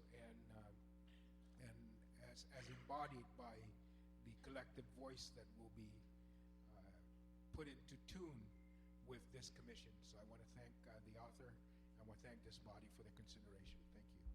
Okay, thank you very much, Senator Pangilinan. Senator Resticio, you want to close on it? Yes. Thank you very much, Mr. Speaker. Mr. Speaker, I appreciate the comments of all our members here, whether for or expressing reservations for this amendment. I want to say that when I first introduced this concept about 4 years ago, it was even before the military, even before the Department of Defense decided to move these 8,000 Marines to Guam. And originally this bill was called Guam Support for Military Commissions. And the whole idea was to get the executive, legislative, and all the other stakeholders involved so that we can always present a united Team Guam approach. And as this bill evolved, and even the retiring speaker mentioned that he appreciates the fact that the face of this bill has entirely changed, so much so now that the focus is Ikomishan Guahan Finenen, where we're saying we're going to put Guam first to address all of these various points in page 3. Mr. Speaker, I think it's incumbent of us really to recognize, and I've recognized the work of the Civilian Military Task Force. But if any of you go to any of those meetings, there are about 100 people. It's top, and it's unyielding. You go there, and the presentations are being made. There's no opportunity for back and forth dialogue. And our own speaker himself has expressed concerns with that kind of structure.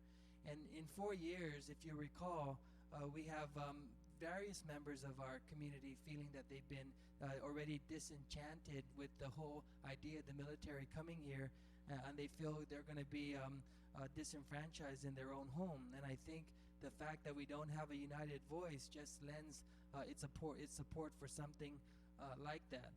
Other members of our community have expressed, why do we have a scoping meeting where you go there and you just give your opinion, and then poster boards are displayed throughout the room, and there's no room for meaningful dialogue.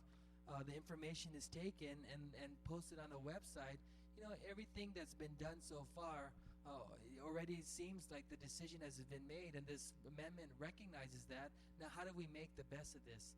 And in order to do that, Mr. Speaker, we have to have a collected voice. Someone suggested we conduct our own local scoping meeting. I've included a member of Fuetz from Malawan who's expressed serious concerns about the military coming here. They're going to be a member. Inashan Chamorro is going to be a member. I think the argument so far is that, what are we going to do with the current civilian military task force, and how would the governor feel about replacing that with this? Well, if you look at the amendment, the governor is the chairperson of this commission. If it was my intent to exclude the governor and the executive branch, then he wouldn't even be a member of this. So having said all that, if you look at page 3, the coordination of activities, technical and staff support, all government of Guam departments and agencies shall extend their full cooperation to a commission and shall coordinate activities associated with the military build-up with the commission. If I didn't recognize the important work of the Civilian Military Task Force, then you would not see this provision in this amendment.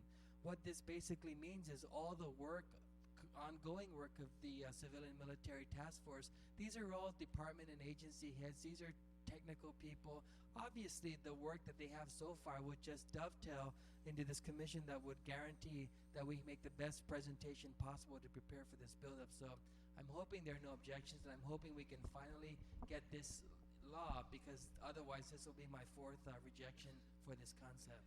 4th Okay. rejections, Can I- very painful. Okay. Thank you, Mr. Chairman. Thank you, Senator Respicio. Is there an objection? There is an objection. Show of hands. 1, 2, 3, 4, 5, 6. Motion fails. No, it was.